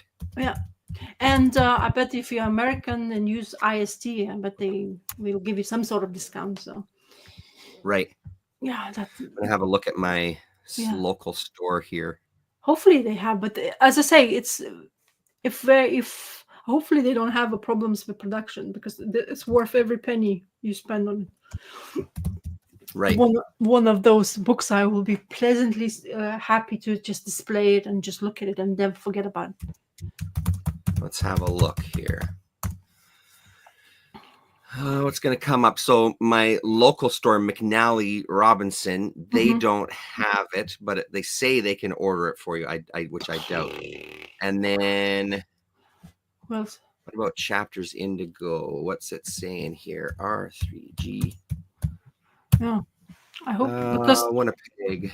the people who was Yeah, I out of ordered stock it, at Chapters Indigo. yeah, the people who I ordered it, they on their website it says it's out of stock already. And I was like, Yeah, oh, yeah, I was I like, believe it. Yeah, I mean, I'm going to check in with my comic shops to see if one of them oh, happens to have it or I if hope you they'll stand can a chance of grabbing it. Yeah. because it's so nice, honestly. Hmm. I was like so I was giddy, when you get it doesn't happen often, but if you like the blueberry was giving me this kind of like vibe, the movie Hmm. stuff, and this always gives me like I'm just like a child having a candy for the first time, and like and this, like, oh, I cannot wait for this. And I was like, I was at the beginning when I turned the pages, I was like, is this did I read this before? Because like the way it's pages and imagining. But then you start reading, it's like, oh no, I've never heard of a story yet before. So I was like, oh, this page is so good. And I was like Hmm. reading all over, Hmm. like this all the time, and it was just, I even showed my husband, and my husband, wow, this is impressive. So there you go. Even the non-reader who thinks the art is Yeah. impressive, so Yeah. makes it me I just mean, more it's excited. the exact same for me with like the Scoit and stuff, right? Like Yeah, the excitement to yeah, get another book in is just palpable, right? Where it's just such a joyous experience. It's so nice to have something like that to look forward to. yeah, Rasa, that's a truly special feeling. I love when a book does that. Yeah, absolutely. yeah, yeah, Um, yeah. taking Lillian around yesterday, we ended up at a mall looking through a bookstore, and at one point Uh-huh. she was just showing me books that she was interested. She's like, honestly, I love this place. I love the bookstore. And I'm like, that is so great to hear. And Yeah. she has a list of books that she wants to get, and like she was just really happy just Oh, wandering around. We I stayed hope like 45 minutes there kind of thing. So I hope you can get hold of it so you can read with Lillian. I bet Lillian would like yeah, it because it has I such bet she would love it. imagination. He's that this girl is just go through so many things. Hmm. And even in this, of course, there's a chapter 4 already, but still there's lots of things they tell you beforehand what happened. So you're not gonna get lost. He'll Yeah, you're not actually lost tell yet. you the situation where she was already in, and then the Hmm. book starts from then onwards. So it's fascinating and it's honestly it's so cool to read. And It's crazy that it's only 2 issues as well, too. yeah. And the twisted turns it has. So to twist the way it ended is on a twist. I was like, so Mm. am I gonna wait for another like 5 Another years? 13 years for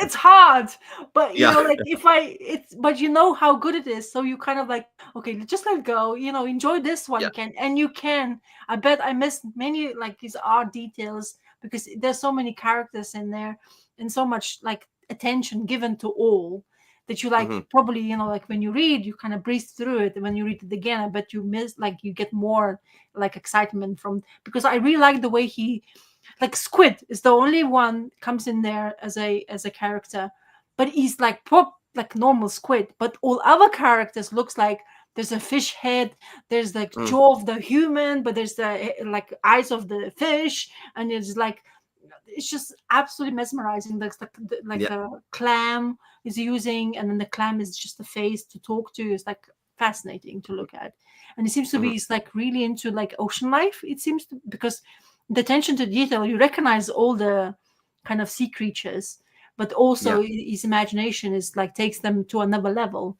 kind of into Right. fantasy world, like. But I would love Well, to it see also it. feels like if anywhere on our planet is still left to be explored and discovered, it's the fucking Yeah, deep, deep oceans yeah, filled with creatures that would probably yeah. that we don't even have an idea Yeah. about.